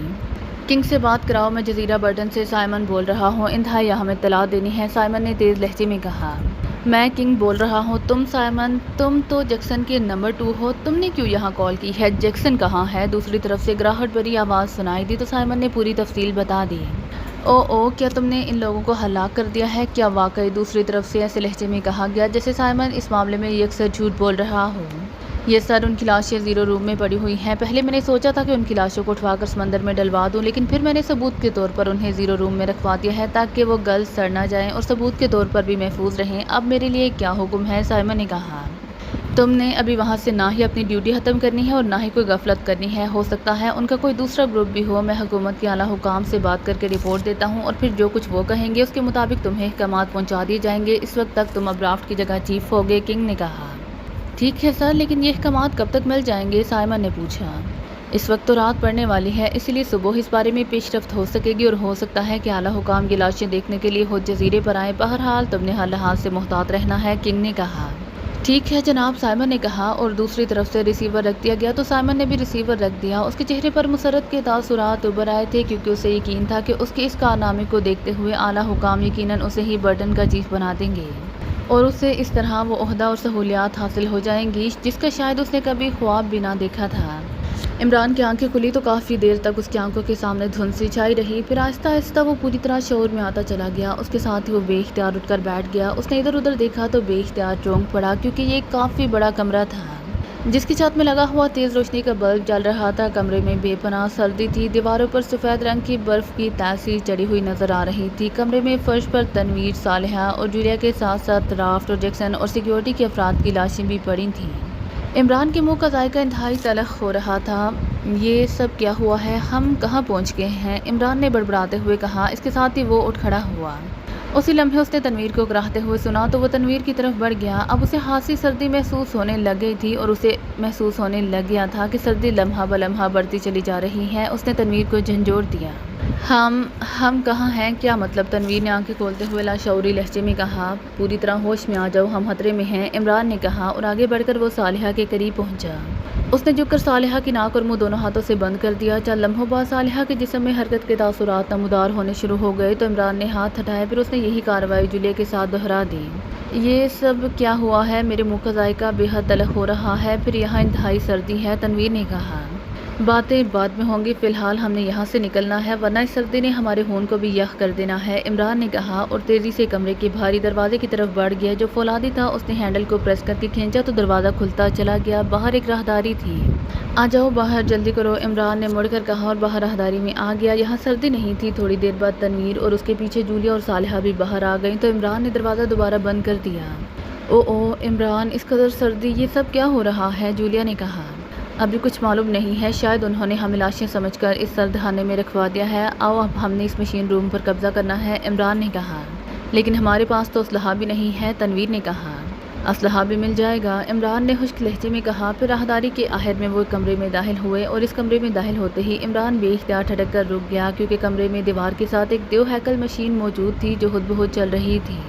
عمران غور سے اس مشین کو دیکھتا رہا، پھر اس کے لبوں پر بے اختیار مسکراہٹ تیرنے لگی کیونکہ وہ اس مشین کی نوعیت کو سمجھ گیا تھا۔ یہ سپر کمپیوٹر کو دی جانے والی ایٹمی بیٹریوں کے کرنٹ کو کنٹرول کرنے والی مشین تھی۔ عمران نے ہاتھ بڑھا کر اس مشین کو آپریٹ کرنا شروع کر دیا۔ تھوڑی دیر بعد اس نے ہاتھ ہٹایا اور پیچھے ہٹ گیا۔ صالحہ، جولیا اور تنویر خاموش کھڑے تھے۔ آؤ اب ہم سب نے اس مشین روم والے کمرے میں جانا ہے، اس کے ساتھ ہی وہ تیزی سے راہداری کی طرف بڑھ گئے۔ پھر وہ اس مشین روم میں داخل ہوئے۔ تم دونوں یہاں کی سائڈوں کی تلاشی لو، عمران نے جولیا اور صالحہ سے کہا اور خود وہ اس شیشے والے کمرے میں داخل ہو گیا۔ وہاں موجود مشین کا اس نے بڑے غور سے جائزہ لیا، پھر ایک طویل سانس لے کر وہ باہر آ گیا۔ یہاں ایک آفس نما کمرہ ہے، وہاں فون بھی ہے، جولیا نے کہا۔ ٹھیک ہے، آؤ تنویر تم یہی رہو گے، عمران نے کہا۔ میرا خیال ہے میں باہر جا کر ان ساری عمارت کو چیک کر لوں، اسلحے کے بغیر مجھے بڑی الجھن ہو رہی ہے، تنویر نے کہا۔ ٹھیک ہے، جولیا تمہارے ساتھ جائے گی، صالحہ تم میرے ساتھ آؤ، عمران نے کہا اور جھک کر اس آدمی کو جو شیشے والے کمرے سے باہر آ کر بے ہوش ہوا تھا اٹھا کر کاندھوں پر ڈالا، پھر صالحہ کی رہنمائی میں اس کمرے میں پہنچ گیا جو واقعی آفس کے انداز میں سجایا گیا تھا۔ عمران نے سائڈ پر موجود ایک کرسی پر اس آدمی کو بٹھایا، پھر اس کا کوٹ اس کی پشت پر کافی نیچے کر دیا۔ تم اس کی کرسی کے عقب میں کھڑی ہو جاؤ، یہ آدمی فیلڈ ایجنٹ تو نہیں لگتا لیکن پھر بھی کوئی حرکت کر سکتا ہے، عمران نے صالحہ سے کہا اور خود وہ کرسی گھسیٹ کر اس آدمی کے سامنے پہنچ گیا۔ صالحہ اس آدمی کی کرسی کے عقب میں جا کر کھڑی ہو گئی تو عمران نے ہاتھ بڑھا کر اس آدمی کا ناک اور منہ دونوں ہاتھوں سے بند کر دیا۔ چند لمحوں بعد جب اس کے جسم میں حرکت کے تاثرات نمودار ہونے شروع ہو گئے تو عمران نے ہاتھ ہٹا لیے۔ تھوڑی دیر بعد اس آدمی نے کراہتے ہوئے آنکھیں کھول دیں اور پھر پوری طرح ہوش میں آتے ہی اس کے چہرے پر ایک بار پھر شدید حیرت اور قدرے خوف کے تاثرات ابھر آئے۔ اس نے بے اختیار اٹھنے کی کوشش کی لیکن اس کے عقب میں موجود صالحہ نے اپنے دونوں ہاتھ اس کے کاندھوں پر رکھ کر اسے اٹھنے سے روک دیا۔ تمہارا نام کیا ہے؟ عمران نے انتہائی سرد لہجے میں کہا۔ تم زندہ ہو؟ کیسے زندہ ہو؟ نہیں، ایسا تو ممکن ہی نہیں ہے، سائنائڈ گیس کے فائر کے بعد تم کیسے زندہ رہ سکتے ہو؟ نہیں، تم کوئی بھدرو ہو یا بھوت ہو، اس آدمی نے مسلسل بولتے ہوئے کہا۔ اس کا ہذیانی انداز تھا۔ سنو، تمہارے ساتھیوں کی گردنیں ٹوٹ چکی ہیں، اگر تم اپنی گردن نہیں توڑوانا چاہتے تو میرے سوال کا جواب دو، عمران نے سرد لہجے میں کہا۔ مام میں زندہ رہنا چاہتا ہوں، مجھے مت مارو، اس آدمی نے خوف سے کانپتے ہوئے لہجے میں کہا۔ تمہارا نام کیا ہے؟ عمران نے خشک اور سرد لہجے میں کہا۔ سائمن، میرا نام سائمن ہے، اس آدمی نے جواب دیا۔ تمہارا عہدہ کیا ہے؟ عمران نے پوچھا۔ مام، میں اس وقت چیف ہوں، باس جیکسن اور چیف رافٹ کی موت کے بعد میں چیف ہوں، صبح کو اعلیٰ حکام آئیں گے، تب تک کنگ نے مجھے چیف بنا دیا ہے، میں چیف ہوں، سائمن نے کہا۔ اب تفصیل سے بتا دو کہ تم نے ہمارے ساتھ کیا کیا تھا، تم نے دوسری بار سائنائڈ گیس کا نام لیا ہے، تفصیل سے بتاؤ کہ کیا ہوا۔ ہم راہداری میں تھے کہ ہمارے آگے پیچھے دیواریں آ گئیں اور پھر سفید رنگ کی گیس سے ہم بے ہوش ہو گئے۔ جب ہمیں ہوش آیا تو ہم انتہائی ٹھنڈے کمرے میں موجود تھے، مجھے بتاؤ کہ اس دوران کیا ہوا اور وہ سفید گیس کون سی تھی، عمران نے سرد لہجے میں کہا۔ مجھے تمہارا راہداری میں پہنچنے کا کوشن ملا تو میں نے تمہیں چیک کیا، پھر میں نے دونوں طرف دیواریں کر کے وہاں تمہیں بند کر دیا، پھر وی ایس گیس فائر کر کے تمہیں بے ہوش کیا، اس کے بعد میں نے چیکنگ کی تو مجھے رافٹ جیکسن اور سیکیورٹی کے 9 افراد کی لاشیں نظر آئیں، تو میں نے سائنائڈ گیس وہاں راہداری میں فائر کر کے تمہیں ہلاک کر دیا۔ اس کے بعد میں نے ڈیفنس سیکرٹری کے نمائندے کنگ سے بات کی، سائمن نے کہا، پھر کنگ سے ہونے والی بات چیت دہرا دی۔ اس کے بعد تمہاری یا دوسرے لوگوں کی لاشیں میں نے زیرو روم میں پہنچا دی تاکہ وہ گل سڑ نہ جائیں، اور پھر تم اچانک آ گئے۔ ارے ہاں، تم نے مشین روم کا دروازہ کیسے کھول لیا اور تم اندر آ گئے؟ سپر کمپیوٹر نے تمہیں نہیں روکا، یہ کیسے ممکن ہے؟ اور مجھے بھی تمہاری آمد کا کوئی کوشن نہیں ملا، یہ کیسے ممکن ہے؟ اور تم سائنائڈ گیس سے بھی ہلاک نہیں ہوئے، یہ کیسے ممکن ہے؟ سائمن ہر فکرے کے بعد یہ کیسے ممکن ہے کہ گردان کرتا چلا جا رہا تھا اور عمران بے اختیار مسکرا دیا۔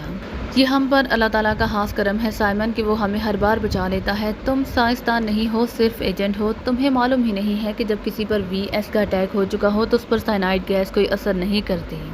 پھر اس سے پہلے کہ ہم پر VS کے اثرات ختم ہوتے اور سائنائڈ گیس ہمیں ہلاک کر دیتی، تم نے ہمیں 0 روم میں پہنچا دیا جہاں بے پناہ سردی تھی۔ اس بے پناہ سردی کی وجہ سے سائنائڈ گیس کے اثرات خود بخود ختم ہوتے چلے گئے، اور چونکہ سائنائڈ گیس کے اثرات بھی ختم ہو گئے تھے اس لیے ہمیں ہوش آ گیا۔ البتہ سائنائڈ گیس کے اس قدر اثرات باقی رہ گئے تھے کہ ہمارے منہ کا ذائقہ بے حد تلخ ہو گیا تھا۔ ویسے ہم دوسرے لفظوں میں یقینی موت سے بچ گئے ہیں۔ پھر ہم باہر آ گئے اور ایک کمرے میں ایٹمی بیٹریوں کی توانائی کنٹرول کرنے والی مشین تھی۔ نہ جانے تم لوگوں نے اسے وہاں کیوں نصب کر رکھا ہے۔ میرا خیال ہے کہ ایٹمی بیٹریاں اس کمرے کے نیچے گہرائی میں موجود ہوں گی۔ میں نے اس کنٹرولنگ مشین کو آپریٹ کر کے سپر کمپیوٹر کو سپلائی کرنے والی توانائی روک دی، جس کا نتیجہ یہ ہوا کہ سپر کمپیوٹر نے کام کرنا چھوڑ دیا اور ہم اطمینان سے تمہارے سروں پر پہنچ گئے، عمران نے تفصیل بتاتے ہوئے کہا۔ حیرت انگیز، انتہائی حیرت انگیز۔ بہرحال تم مجھے چھوڑ دو، میں تمہیں باہر پہنچا دیتا ہوں، ورنہ یہاں ایسے انتظامات ہیں کہ تم زندہ نہیں جا سکتے، سائمن نے کہا۔ ایک صورت میں تمہیں زندہ چھوڑا جا سکتا ہے سائمن کہ تم ہمیں اسٹور سے ڈبل لاک کا آلہ نکال دو، عمران نے کہا۔ وہ تو اب ویسے بھی نہیں نکل سکتا، اسٹورز تو سپر کمپیوٹر سے ہی آپریٹ ہوتے ہیں اور ڈبل لاک آلہ تو سپر کمپیوٹر اس وقت تک باہر نہیں نکال سکتا جب تک پرائم منسٹر صاحب کا خصوصی اجازت نامہ سپر کمپیوٹر میں فیڈ نہ کیا جائے، سائمن نے کہا۔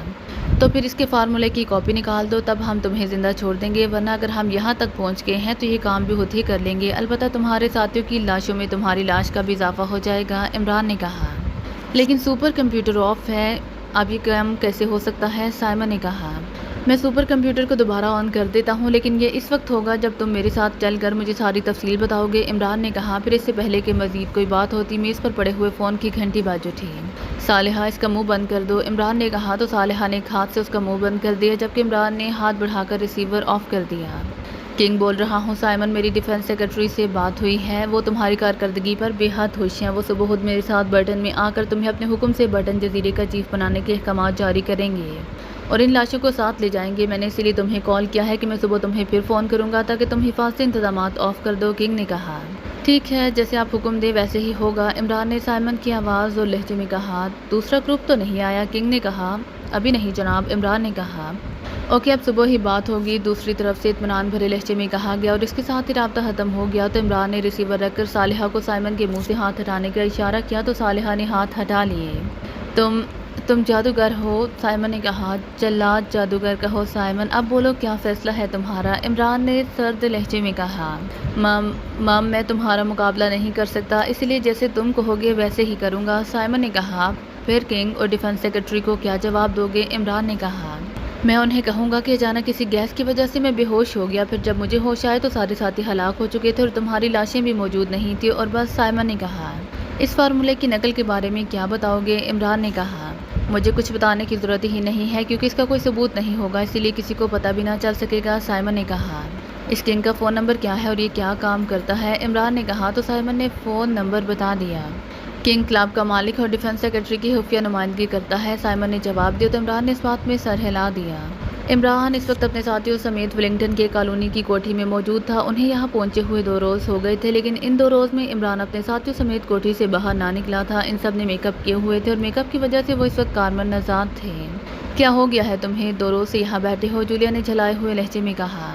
تمام ایئرپورٹس اور یہاں سے نکلنے کے تمام راستوں کی بڑی زبردست چیکنگ ہو رہی ہوگی۔ آخر پاکیزہ سیکرٹ سروس کا دوسرا گروپ جزیرے پر پہنچ کر وہاں سے اپنے ساتھیوں کی لاشیں لے گیا ہے۔ ان لاشوں کو انہوں نے یہاں تو دفن نہیں کرنا، واپس پاکیزہ لے جانا ہے، عمران نے مسکراتے ہوئے کہا۔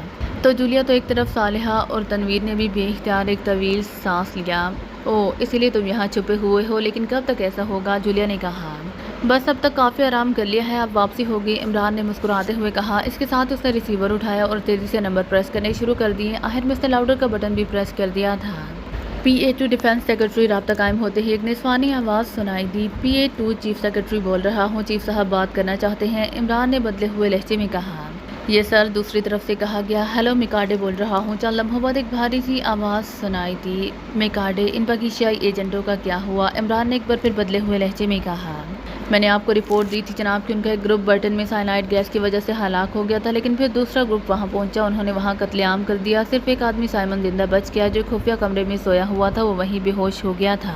البتہ اسے ہوش آ گیا تو بعد میں اس نے چیکنگ کی تو سپر کمپیوٹر کو آف کر دیا گیا تھا اور ان پاکستانی ایجنٹوں کی لاشیں اور ایک ہیلی کاپٹر غائب تھا۔ ہیلی کاپٹر ہمیں ساحل پر مل گیا تھا، ڈیفنس سیکرٹری نے جواب دیا۔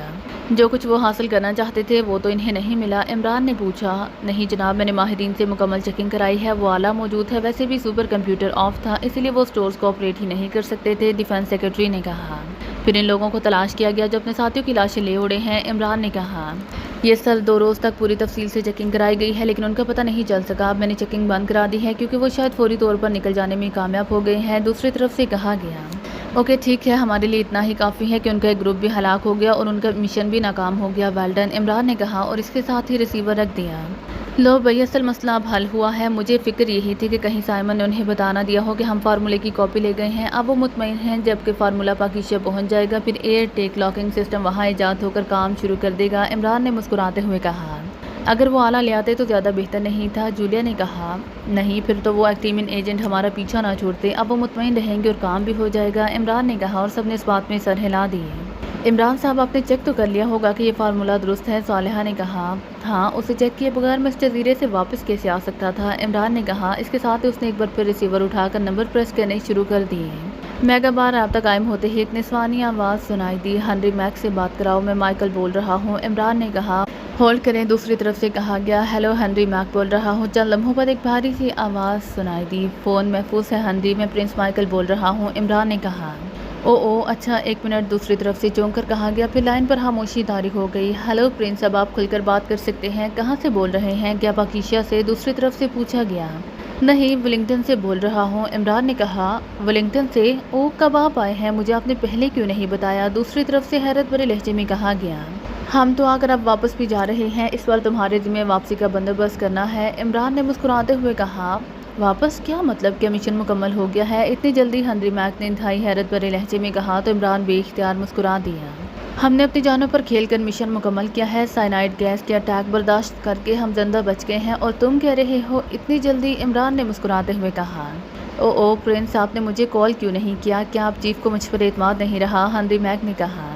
جس روز اعتماد ختم ہوا اس روز تم دنیا میں نظر آنا بند ہو جاؤ گے، اسی لیے ایسا مت سوچا کرو، اس بار مشن ہی ایسا تھا کہ ہمیں مسلسل اور تیزی سے کام کرنا پڑا ہے، بہرحال ہم مشن میں کامیاب ہو گئے ہیں اور اب ہم نے واپس جانا ہے، لیکن تم پہلے ایئرپورٹ سے معلوم کراؤ کہ کیا وہاں چیکنگ ختم ہوئی ہے یا نہیں، عمران نے کہا۔ تو چیکنگ آپ کی وجہ سے ہو رہی تھی، لیکن وہ لوگ تو 4 لاشوں کو تلاش کر رہے تھے، دوسری طرف سے حیرت بھرے لہجے میں کہا۔ ہم بھی لاشیں ہی ہیں، چلتی پھرتی لاشیں، بہرحال چیکنگ کا کیا ہوا، ہو رہی ہے یا نہیں، عمران نے پوچھا۔ وہ کل رات ختم کر دی گئی ہیں، اب کوئی چیکنگ نہیں ہو رہی، ہنری نے جواب دیتے ہوئے کہا۔ اوکے، پھر ڈارسن کالونی کی کوٹھی نمبر 12A بلاک میں پہنچ جاؤ تاکہ تم سے تفصیلی بات چیت ہو سکے، عمران نے کہا۔ ٹھیک ہے، میں آ رہا ہوں، دوسری طرف سے کہا گیا تو عمران نے اوکے کہہ کر ریسیور رکھ دیا۔ اسے یہاں کیوں بلایا ہے، جولیا نے کہا۔ تاکہ ہمارے کاغذات تیار ہو سکے، بغیر کاغذات کے ہم ایکریمیا سے باہر کیسے جا سکتے ہیں، عمران نے کہا۔ کیا یہ فورن ایجنٹ ہے، صالحہ نے پوچھا۔ ہاں، اور چیف کا لاڈلا بھی ہے، اسی لیے ناراض ہو رہا تھا کہ اسے کیوں نہیں اس مشن میں شامل کیا گیا، عمران نے کہا۔ اور تم چیف کے لاڈلے نہیں ہو، بولو، جولیا نے مسکراتے ہوئے کہا۔